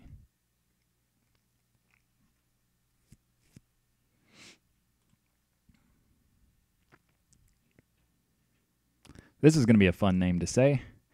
PPSSPP version 1.5.3 was released this week. This is a PSP emulator for Linux and Android and some other less important platforms, whatever.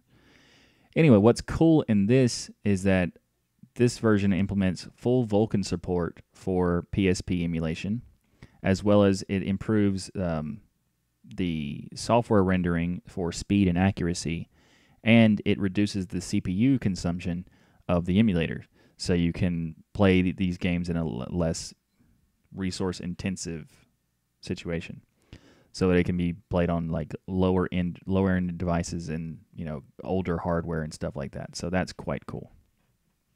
So anyway, if you ever never heard of a PPSSPP, you might be interested in like checking out some PSP emulation. Give it a shot. The links are in the show notes and the video description.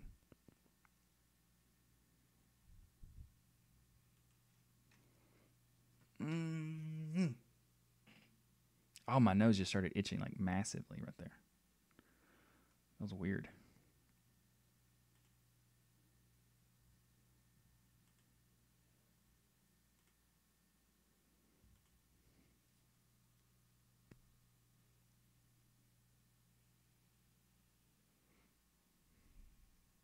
Christopher, welcome to the stream.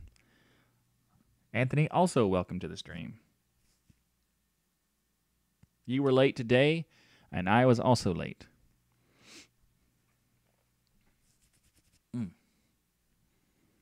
So everybody's late, and that's why it's okay. You are engaging with your fans' time well spent. Oh, I know. It's just I enjoy the conversations, and I'm not saying that. That's why I do it live, because I do enjoy the conversations.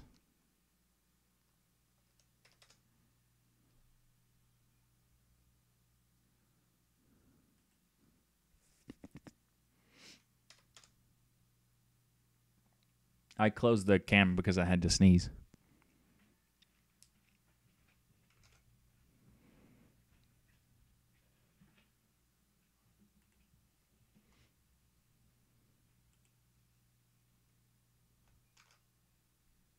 Some bad emulators. I mean, there are bad emulators for sure. Joe, yeah, I don't think he did. It was just when it was first told to me that it happened, it was implied in a way. Well, I perceived it in a way that implied something else.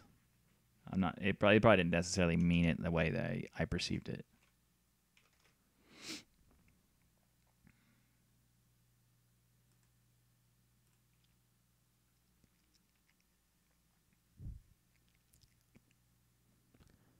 Atari,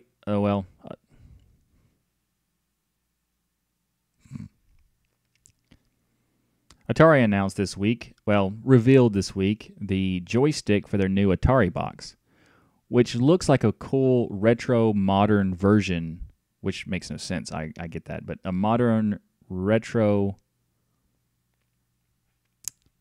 Let's go with modern implementation of a retro joystick, because it has the feel and vibe of the old Atari, but at the same time looks very new and modern. So that's pretty cool, and I look forward to this. So I can't wait for the Atari box to come out. A full Linux-based console with, a full like branding of it that's actually like trying to make a solid approach to like a Steam machine, but like I don't know how to describe it. Check out one of the earlier episodes that I'll link in the cards about when I first discussed the Atari box, if you'd like to know more.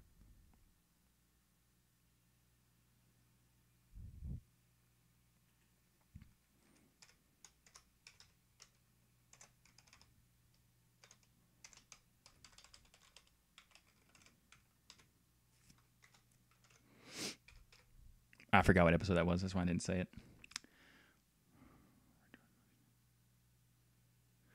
Well, it's a modern style of a retro joystick. That's how I was trying to say it. All right.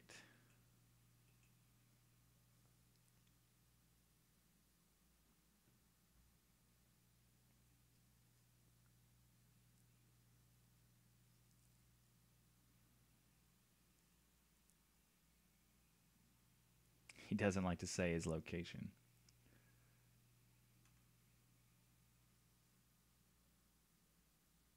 That is fairly accurate.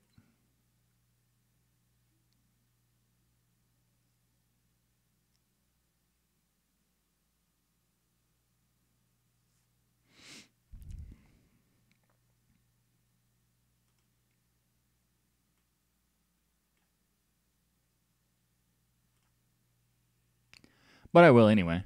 It's Alabama, USA.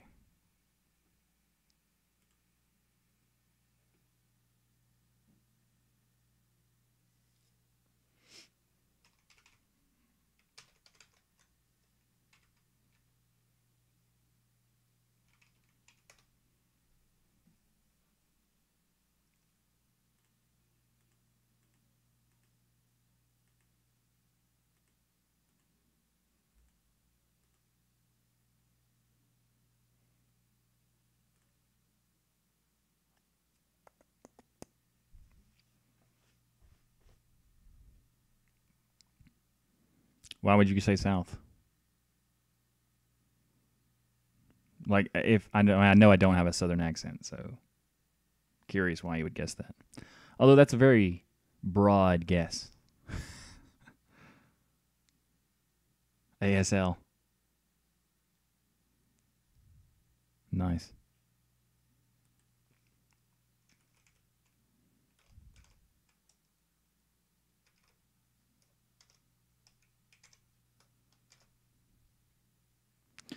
You're saying my accent, but I don't see how that would make sense because my accent is like not like anyone here. I even have people here asking me where I'm from. So I'm curious why you have that. Why you had that guess.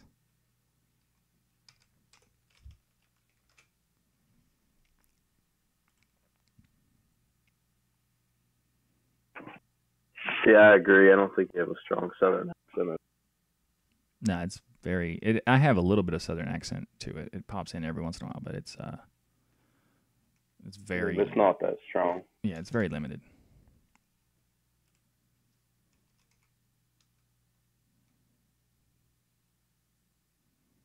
No, I've been to the northern places. I don't think people would guess that either. I've been to Chicago. I had a guy literally in Chicago like ask me after like an hour of talking to me. He said he gave up and just wants me to tell him.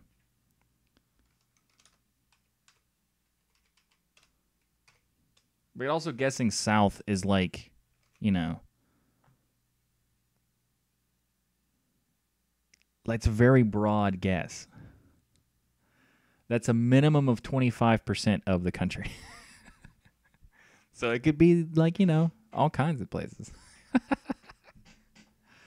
But, I do have some Southern flair stuff, words that I say that sometimes comes out and you can tell. You couldn't really, I can guarantee you couldn't guess the state for sure.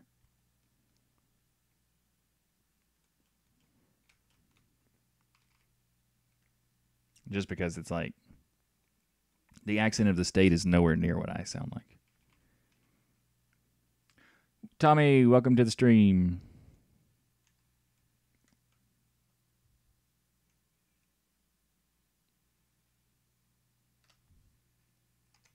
Although everybody in my family has an accent that you could tell. Well, not really. A couple of them you can tell that they are from here. One of my brothers has an accent that's very not here. The rest of them kind of do.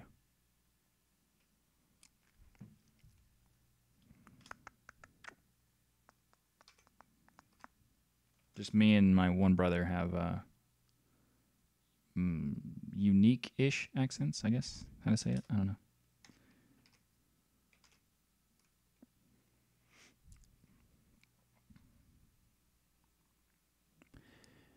A report on the NVIDIA dev blog, or forum, I mean, the dev forum, issued like a notice that said that there was some issues with the NVIDIA driver since version 375 that was creating some bugs and lots of performance loss when playing games on Linux. This week, NVIDIA has confirmed that that bug is there, and there is a bug since the 375 driver update, so there's like a regression bug. So prior to that update, you might not have that problem, but if you update to 375 or newer, then you will probably have an issue with the performance of your NVIDIA driver in Linux. They have said that they aim to fix the problem in version 390 series. So that's the next version that's coming out. They haven't really given it like a time frame when that will come out. But they are aware of it, they have confirmed it, and they will fix it. So, you know, at least that's good.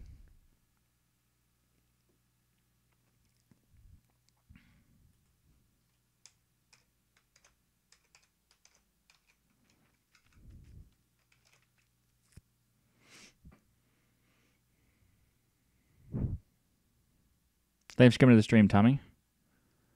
Are you new to Linux? Are you like what stage of the Linux process are you in?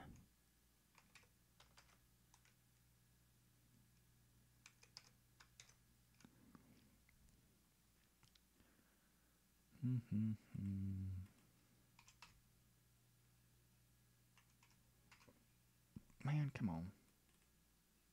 Stop messing the colors up. Man. Where is that? There it is. Oh, the colors are fine now. What? I don't know. That's weird. I'm trying to learn Linux. Cool. Cool. Final stage. That it depends on how many distros you've used to get to final stage. Typically, it's over 9,000.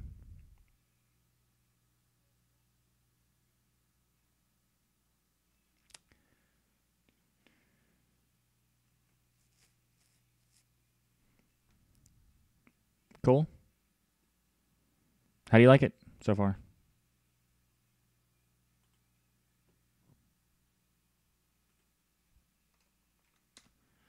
I don't know, Clive, if I would consider myself final stage.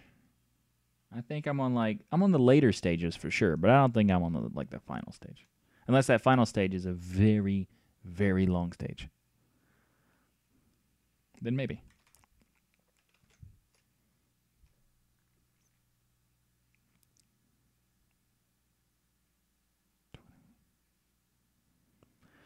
So there was recently a post from the Crunch developer on Twitter. His name is, I'm going to butcher this, Rick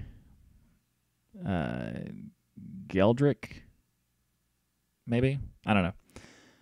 Sorry for that pronunciation if it is wrong. More than likely is, but sorry. Anyway, so if you're not aware, Crunch is a high-performance texture compression and transcoding library. It's typically used in games in order to compress the textures and stuff like that in a performance so that you can have high-res, like 4K type visuals in a very compressed and good library so that you can have high quality games at very low file sizes. For example, Final Fantasy 15 issued a update that was 170 gigs. Yeah, that's the opposite of what this does. But in this this tweet, Rick says that he gave away, or is it Rich?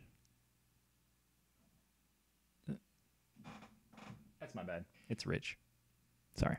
Anyway, says he gave away the source code for Crunch, and he thinks that was a mistake after the fact. Says companies take it for granted, and he'll think twice before open sourcing his work in the future. And he says to other people they should think twice about it. I had this in I put this in the show because I wanted to have a discussion about this topic in the comments, or in the future, or on the live stream today. That he makes some good points that there are problematic aspects to doing it, but there's also a lot of good things that he even admits to in some questions that people ask him. So, for example, he says the reason he did it is because he was told by his engineers that what he claimed that Crunch could do was impossible and valueless. So he open sourced it to help people, to prove that it could be done, and also that it could be used by many companies as possible. But he says, like, retrospectively, while it did improve his credibility, he thinks that he released too much of it and should have just proven that it was possible rather than providing the source code and allowing a license so that people could use it. He was then asked why not just use GPL to, make sure that people couldn't use it without your permission and stuff like that. And he said, like, the GPL has issues that restrict that. And I agree, there are some aspects to that as well. But it's just an interesting topic to say that, in certain aspects of open source, it's more in the sense of, like, it depends on how well you do it, like the approach you take in open source, whether it's beneficial or not. And to be fair, in this case, it's possible that no one have ever heard of Crunch or his new stuff without him doing that. Like, for example, Unity game engine uses Crunch in their software. So had he not done that, that might have been an issue, like, in the future for his future endeavors type stuff. So, I don't know. I'm just curious what you think about that. Let me know in the live chat or in the comments below.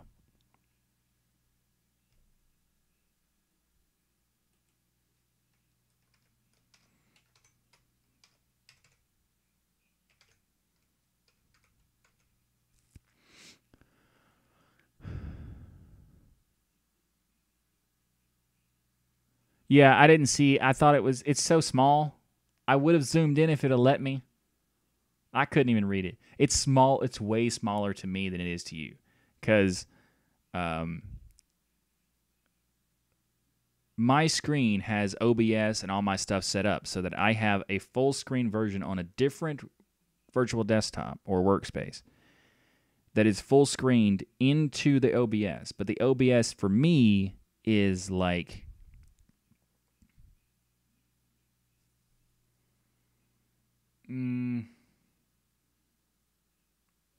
like 600, 700 pixels to the right. That's how much I see.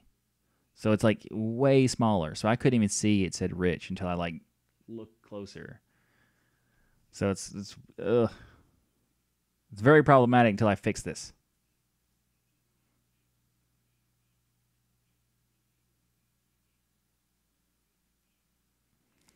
Tommy says it's a lot like Windows, so it's fun. That's cool.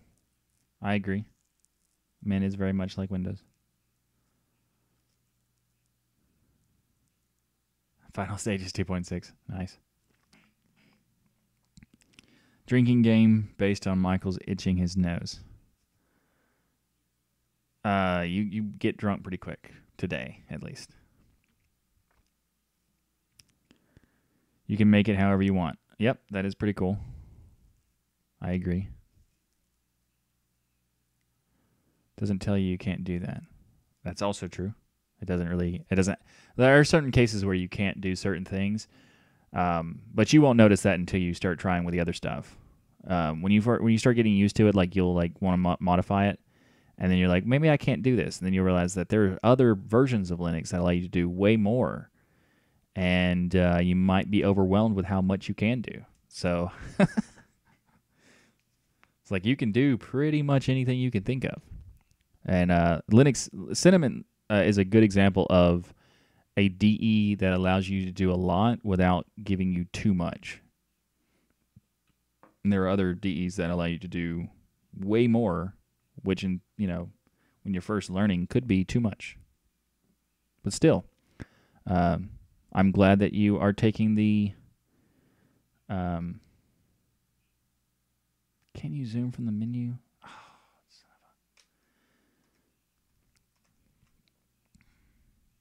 I could have done that, though. Anyway, I'm glad you're taking the initiative to try out Linux. That's great. I figured out the state you're from. I said it. It's also on my website, too. I don't like, hide it or anything.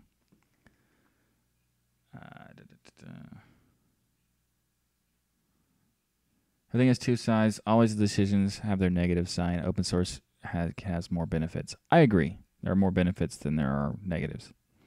And Clive, I can't zoom the window. I cannot. I've already explained that. It doesn't work. I don't know why it doesn't work, but it's a live stream, so I can't fix it while streaming because I don't know how to fix it right now and I have to look into the code to see like what is going on. And that would probably be the most boring live stream ever. I don't know. Maybe not. I don't know. Live bug troubleshooting or something, maybe. Is Arch very hard for beginners? Yes, it is. Very hard for beginners. Like, very, very hard for beginners. It's not intended for beginners. So, in fact, it even says that if you are a beginner, you should not use it. So, yes. There are offerings that people are making to try to make it less difficult. I would still say if you're a beginner to Linux, as you said you were, you should avoid it. Even the ones that try to make it like easier, you should totally not use those either, because it's still Arch underneath, and it still has the same, ultimately the same problems, and it's just not worth it.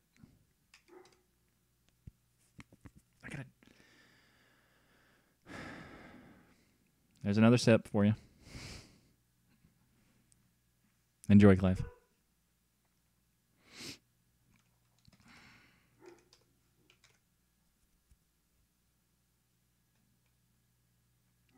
All right, next topic.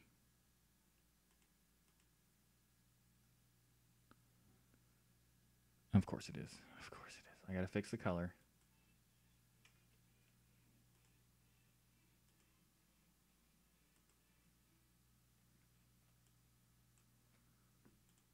All right, fixed.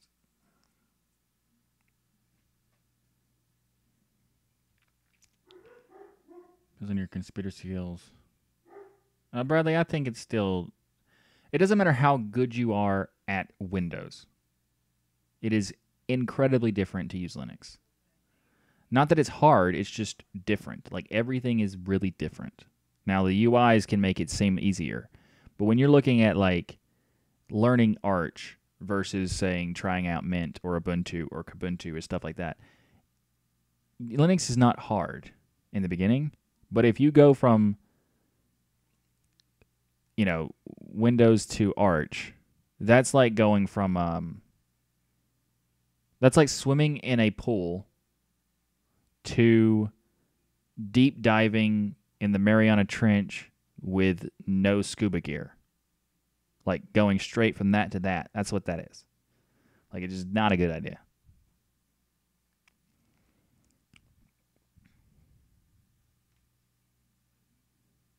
Almost finished the bottle. Yes. That was my goal. You're welcome. But, obviously everybody who starting out, Linux should always, everyone should install Gentoo. It's the best distribution ever. It's the most user friendly. It's the best thing anybody could install. So kick button is here.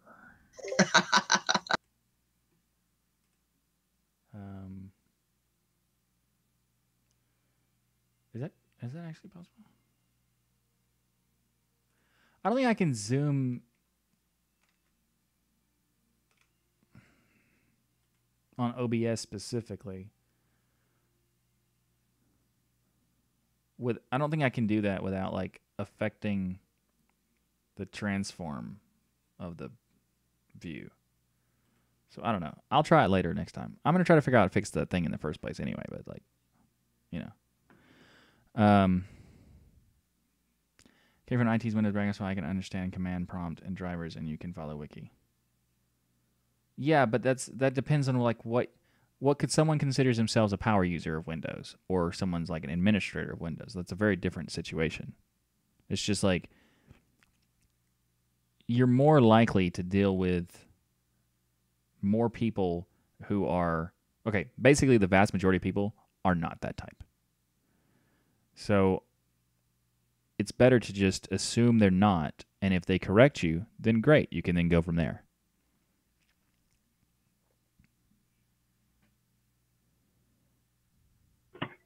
That's fair.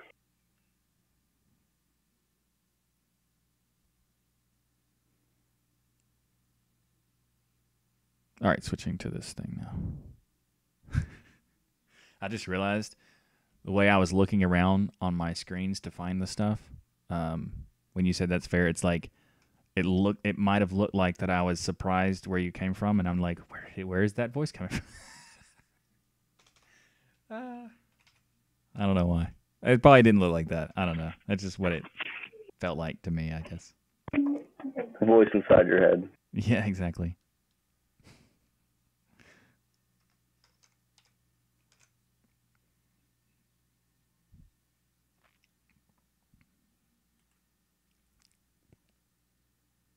This week, System 76 announced that they're going to be disabling the Intel Management Engine, or the horrible firmware that is in most CPUs, which is a really good thing. A couple episodes ago, I'm not sure which one, actually.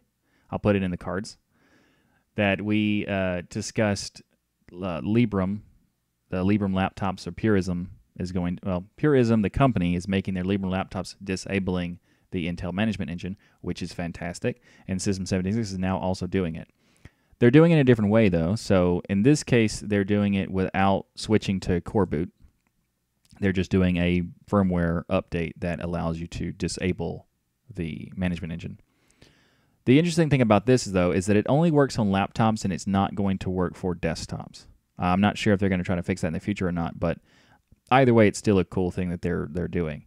So the desktop is going to get updated firmware that will fix the vulnerabilities that were found in the management engine, but it won't allow you to disable it. The laptop firmware will allow you to completely disable it through the System 76-driver package, which this is fantastic because it means it doesn't require you to buy new hardware in order to get the fix or get the disabling. You can just install the update, and as long as you have a System 76 hardware, it will absolutely disable the management engine. So that is pretty cool.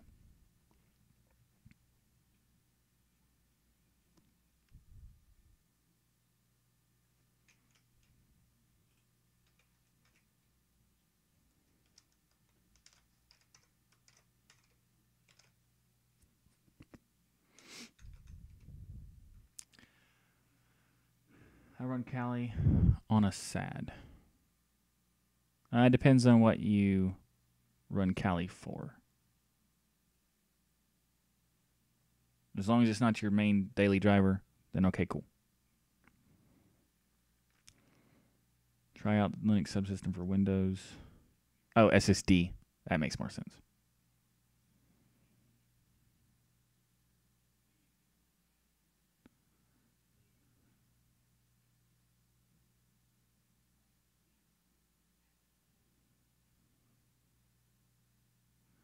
Christoph, I agree that you don't need Arch. A lot of people like to think that they claim that Arch is the best because it's like constantly rolling. It also breaks the most because it's constantly rolling. Well, anything that's rolling, 100% rolling, is going to break more often than something that isn't. So if you're worried about, like, unless you want to deal with having to fix your system more often than you would on a static system, then feel free. But you don't need to use Arch almost ever. I mean, unless you want to learn like how the system is built and put together, Arch is a good way to do that. But other than that, you don't really need to use it. And Bradley said that in the chat. Exactly. Installed it to learn, and it's very good for that.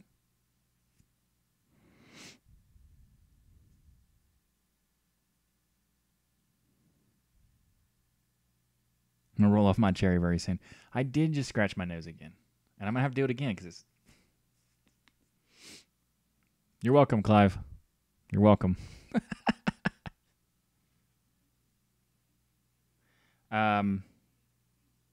Mark, I actually don't like Mint for newbies.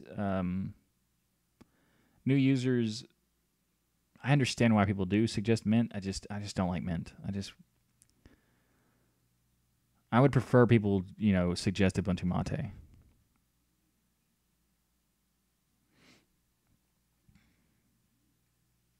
Anthony, I also don't know why people are so enthralled with rolling releases.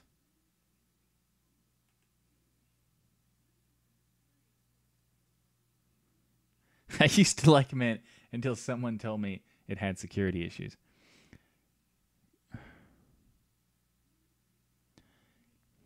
Are you implying that I might know who the someone is?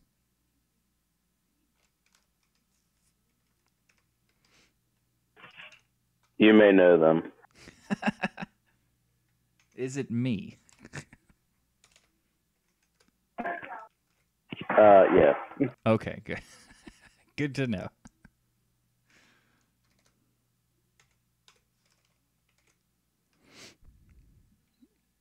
Yeah, security issues for sure.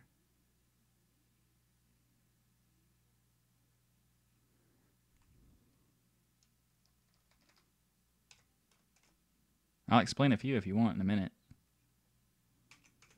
Because there's more than one for sure. But back to the topics.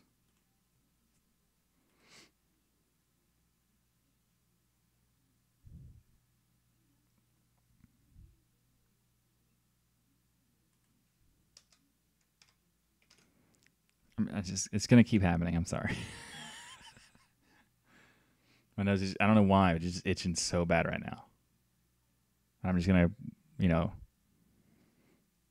work through it, I guess.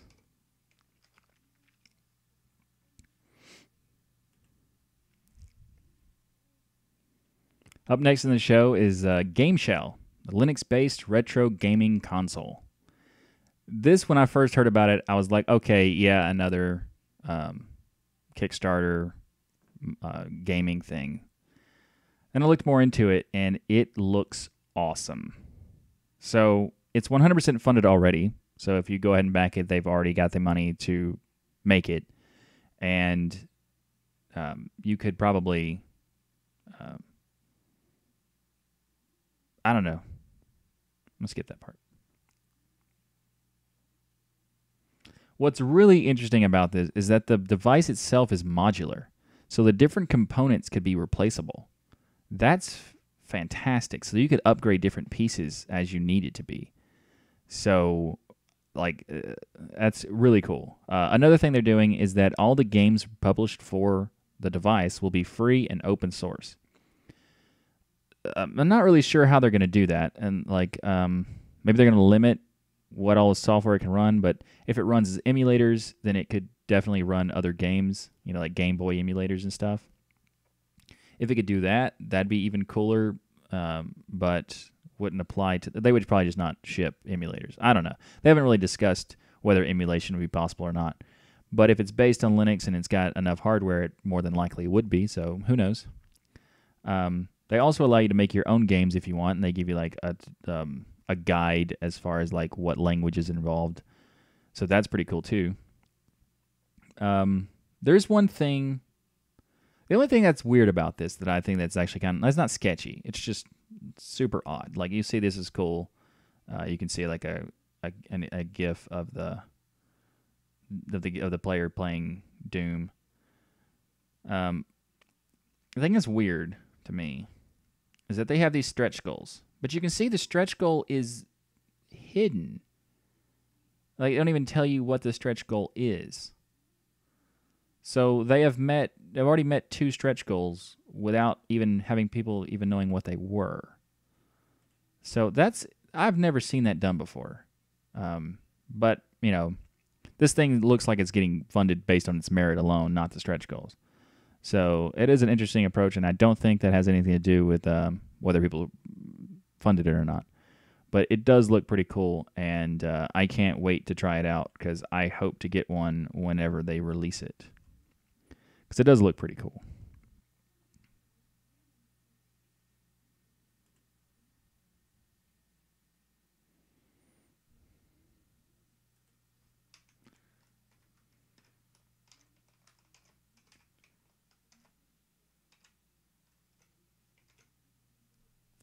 There's another one.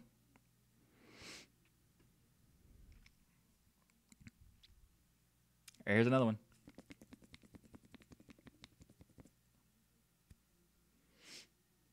Wait a minute.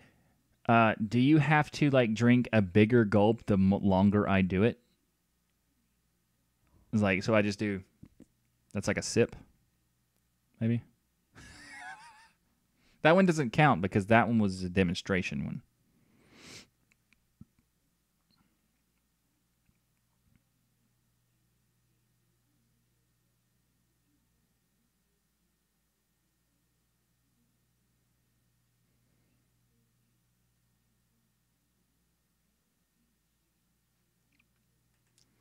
Let's see.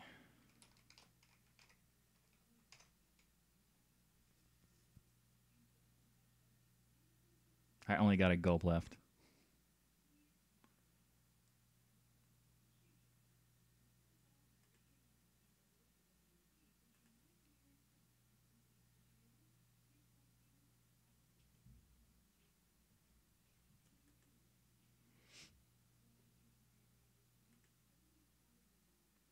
All right, the last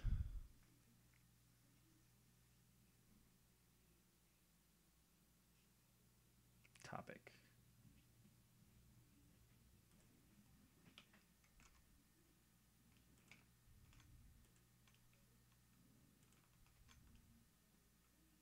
Oh, I just messed up the thingy.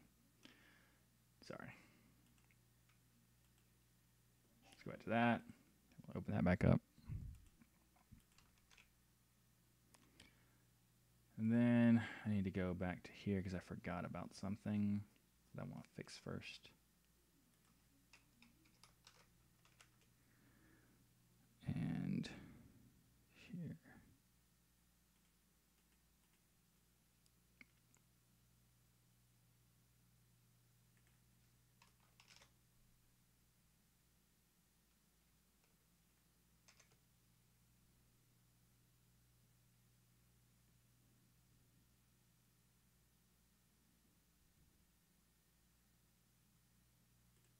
Okay, so that should work.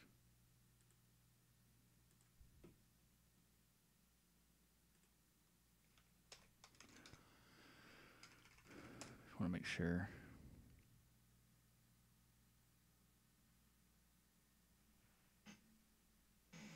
Do you expect us to have rules for that? I do not expect it. I was just curious if you did. That's all.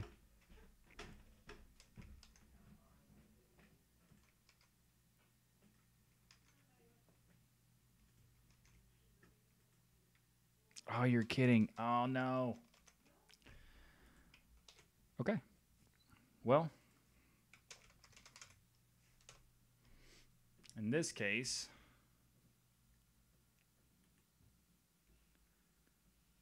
I do have to zoom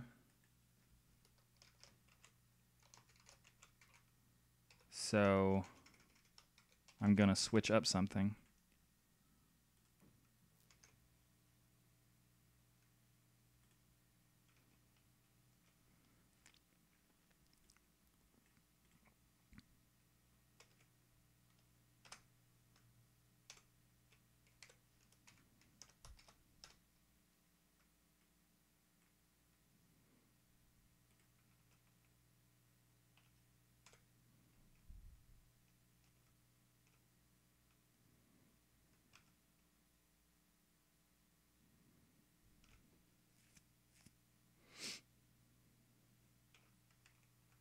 Okay, that'll work.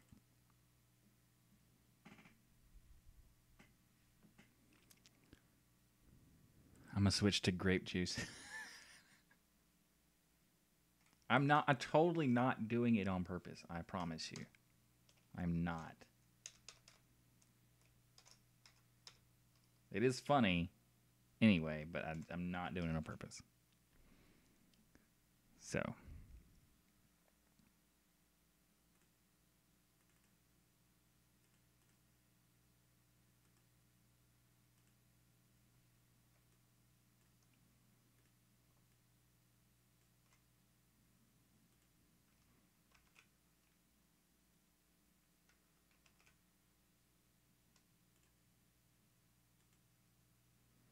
Okay, this is the last episode topic.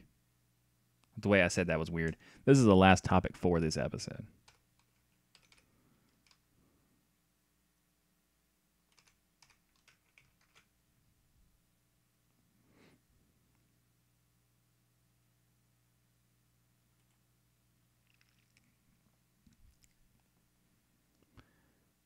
We got an announcement this week from Paragon Software, that they've released a Linux driver for the Apple's file system, the APFS. The driver is closed source, and it doesn't have the ability to write to APFS partitions or file systems yet. But this is kind of important because macOS is switching away from HFS Plus, which finally they should, because it's awful. But it's definitely needed so that when people switch from Mac to Linux, we would need to be able to have support for their file system. So it is definitely a good thing in general.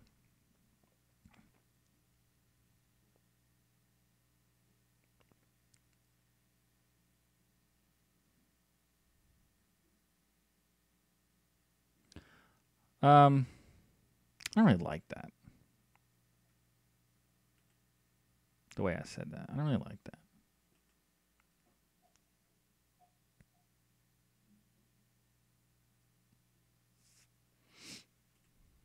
I think I'm going to try it again. Okay.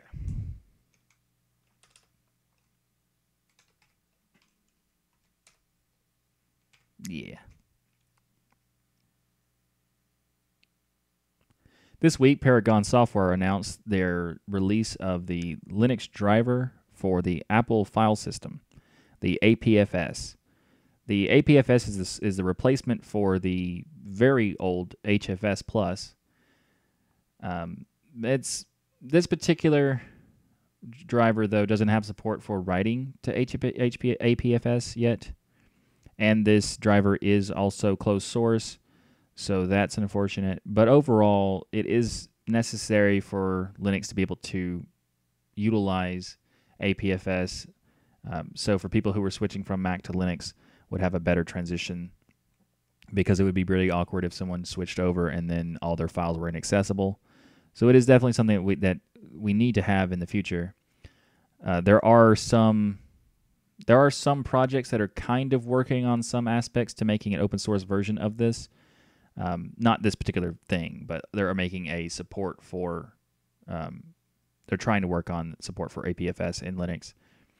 There's not really a big main project for this, so this is like some scattered pieces here and there.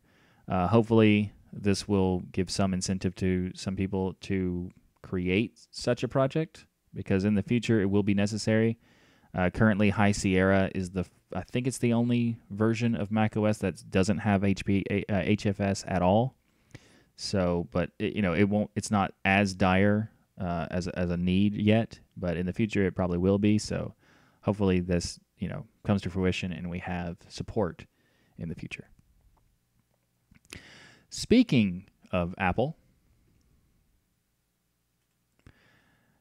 they kind of had a little bit of a mistake in their code. Unfortunately for them, they seem to have screwed up security-wise on a couple of things. In this particular example, they made it so that you could type in the word root with no password and, well, get root permissions automatically. So it's a security vulnerability that is probably the easiest thing to break ever. No password, just the word root. And then you have root access. So people have been talking about how Apple's kind of getting sloppy in certain cases. This is definitely an example of that sloppiness. But they did fix it.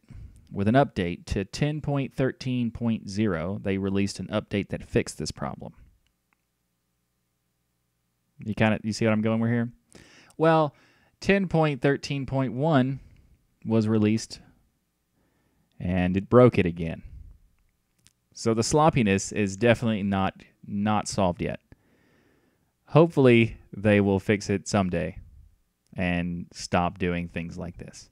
This problem applies to High Sierra, I think, only. But still, they should fix something like this. Those Mac users out there, I'm not trying to, make fun of you or anything for using Mac. It's just this kind of thing should be, this is something that would pretty much never happen for Linux-minded security professionals who write security for this platform. And there's really no excuse for this. This is such a bad security thing that it kind of makes Windows look better. And that's a problem. They need to fix that. And even though they didn't, and they broke it. So anyway,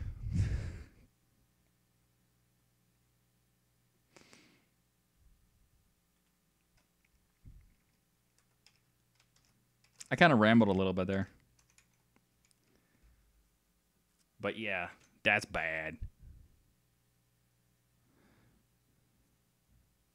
But what's funny is that I wanted to find a way to put this in the show without talking about it. And then that driver for the APFS thing came out. I was like, hey, that's Linux related. I can just fit it right in there. Perfect. I'm not exclusively talking about their mistake. So good job, Paragon. Your closed source terrible software allowed me to make fun of Mac. Appreciate it. I don't know if it's terrible, but you can't write. You can only read. Meh. That's not good. Welcome to the stream, Colin. I'm actually about to close it, which is kind of normal for when you join. Because of the whole time zone thing.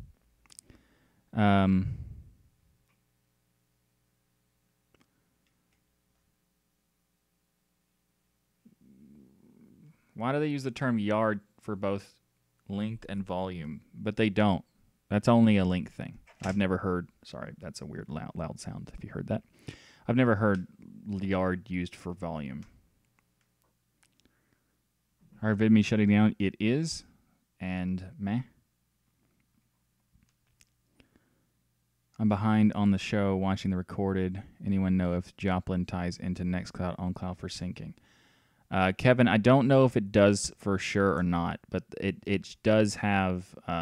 It seems to have a syncing that is agnostic to the platform, but I haven't really digged in that much.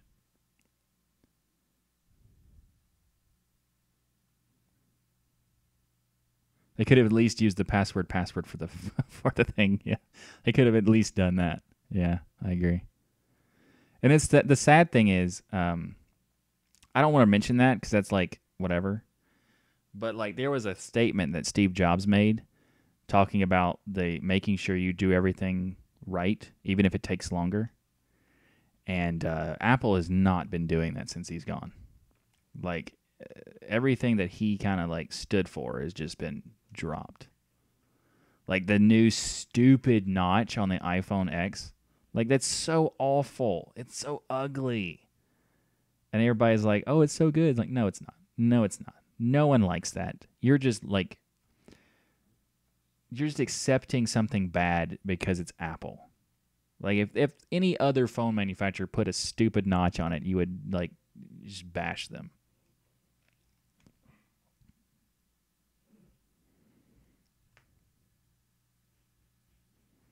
All the whiskey's gone now. Use a decimal for foot for length. I've never heard of that either. Volume in construction. 15 yards of concrete versus 15 cubic yards of concrete. That's weird. Yeah, that is super weird. I've never heard that before.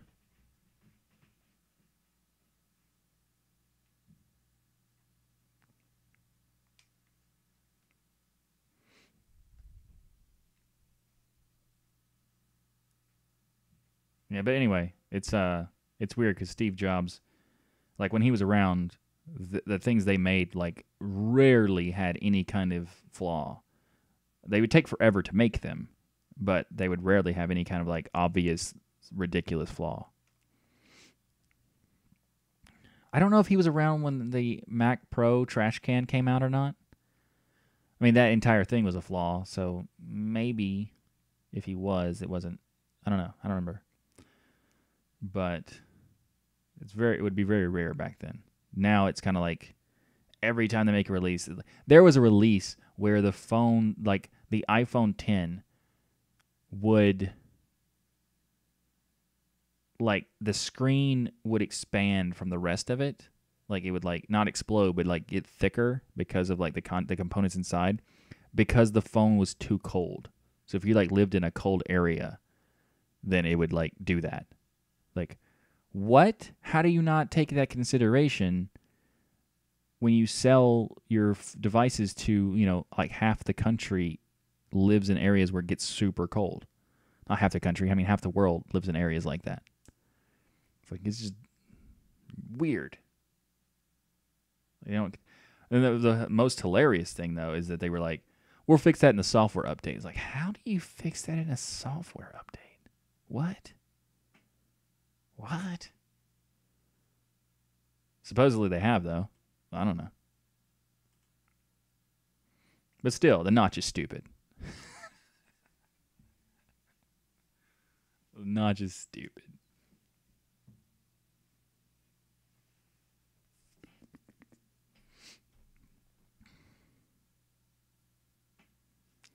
Sounds like Joplin's better than Tomboy. Oh, yeah, it's definitely better than Tomboy. Like, that's not hard. I don't know if how good Joplin is. I haven't actually tried it yet. But yeah, opening the Evernote files is really good. I like that. The new Apple Bionic chip is pretty cool. I haven't seen much about that one. Twice as big and expensive. Yeah, Apple. the iPhone 10 is $1,000 start. Like, what?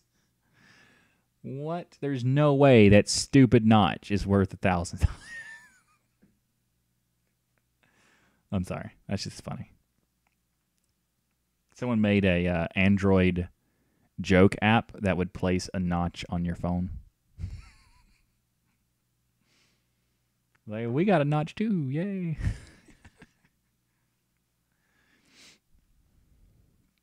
And Mark, what do you mean I always like to be right? I mean, you're right. I am always right. That's like, but I'm just kidding. But like, what do you mean? Download the update to increase your battery capacity. Exactly. I mean, that's kind of possible in a way, if you like a roundabout way of saying like the software uses less resources, so that it kind of does use less battery. I don't know.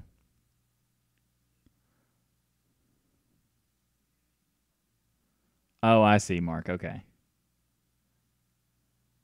Hey, Toss, welcome to the stream.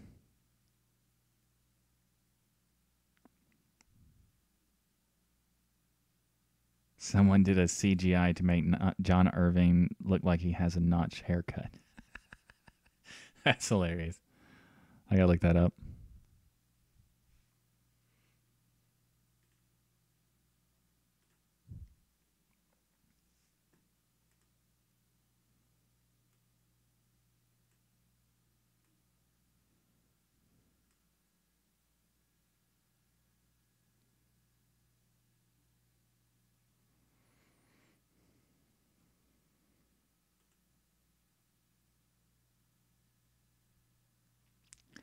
How people microwave their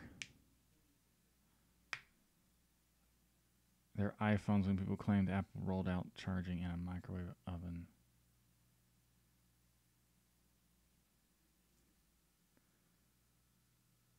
What?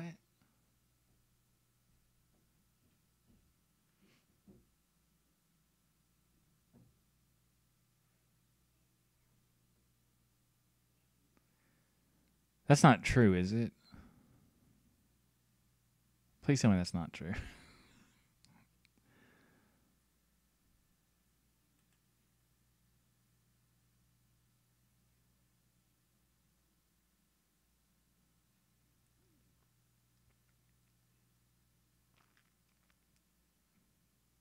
I mean, I hope people don't actually didn't do that. Like really? I mean, I heard people do some stupid stuff. Like one time, I forgot. I think it might have been 4chan or something, where someone made like marketing visuals and stuff, where it said, "The software update will make your iPhone waterproof," and people put it in water and pools and stuff. It's like, oh, it doesn't work. You're like, duh.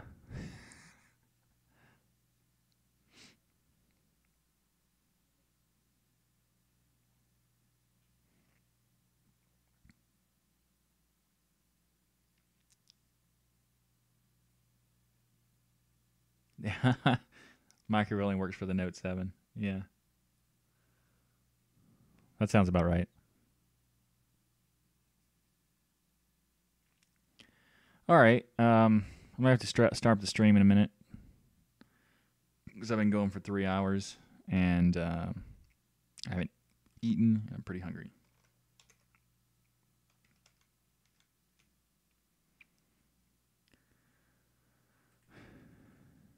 Let's see. Close that.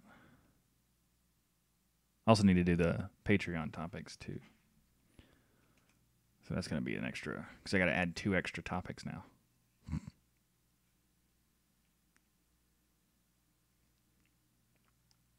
Did that to myself.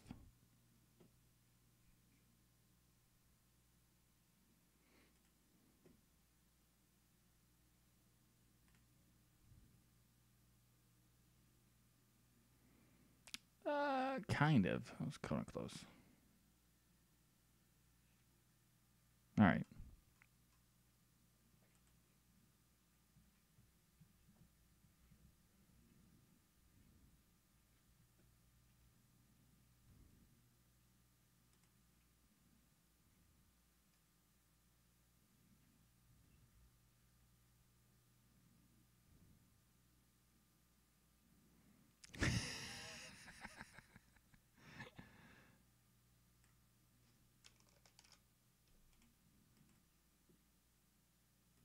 The effort involved having to do that, Andy.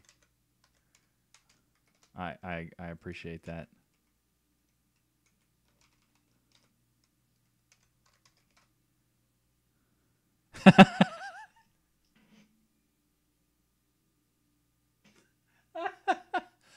It's amazing.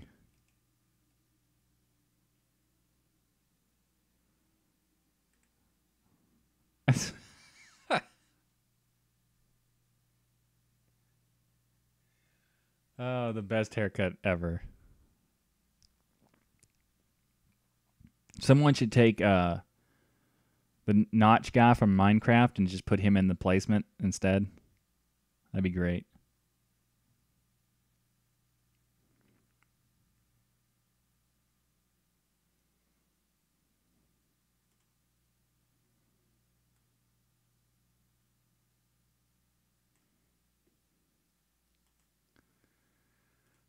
So today, YouTube gave me access to their new creator studio thing. And I was like, okay, cool. I'll go ahead and try it for the live stream. And then there's a message that says it doesn't work for live streaming. Like, okay, good to know. Thanks.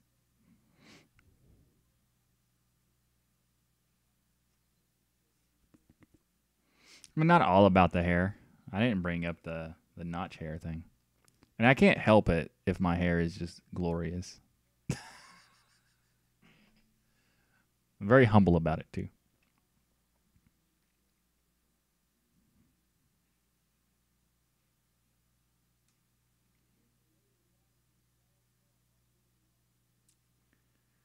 All right. Let's see.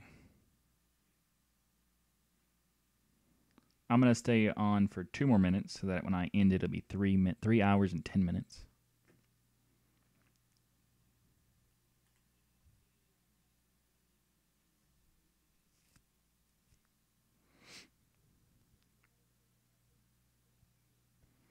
There are definitely people who are silly enough to buy that, to pay that much money for that.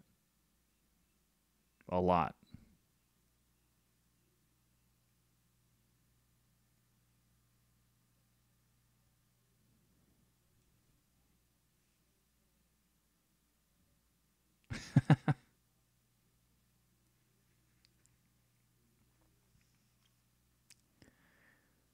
Yeah, I expect to have a problem with that eventually.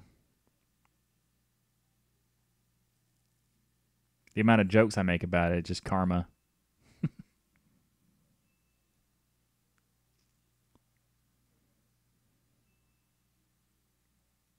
Like, I don't actually think it's that good. It's just some people like make comments about it, so I just started like playing along with it. It's not like I'm like an egotistical person or anything. I'm not. But I will make egotistical jokes because they're fun.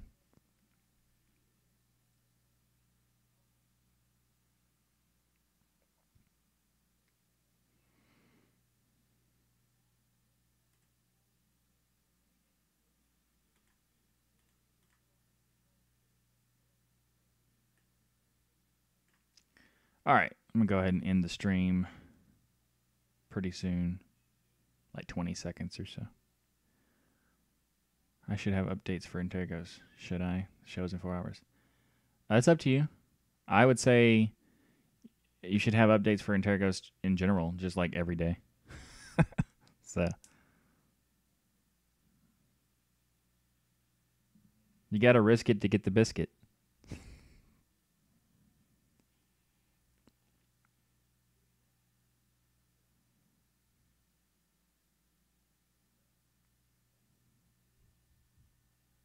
What's the worst that could happen? Nice.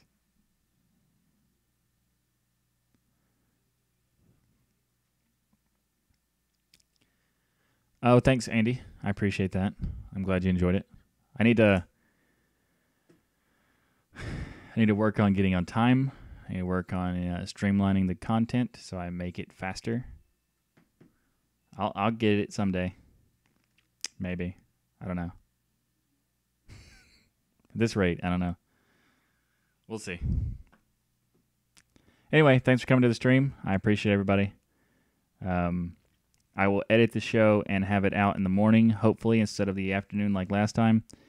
Hopefully, I will have it out tomorrow. So, if you want to watch it again or watch parts you missed, or whatever, or if you're a Patreon patron, the extras will be out later today. I no longer do those topics on the stream, because I felt that's kind of like not really doing it right, you know? So, anyway, those will be out the same time, hopefully. Maybe a little later. I don't know how long it's going to take me to edit it all. But there's going to be 7 topics instead of 5 this time because I was late for 2 hours and then I added that ridiculous decision on myself.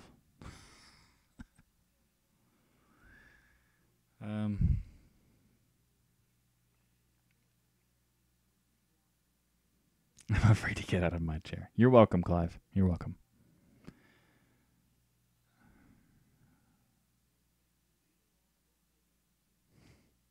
Anyway, I'm going to go now. Thanks for coming to the stream. I appreciate it.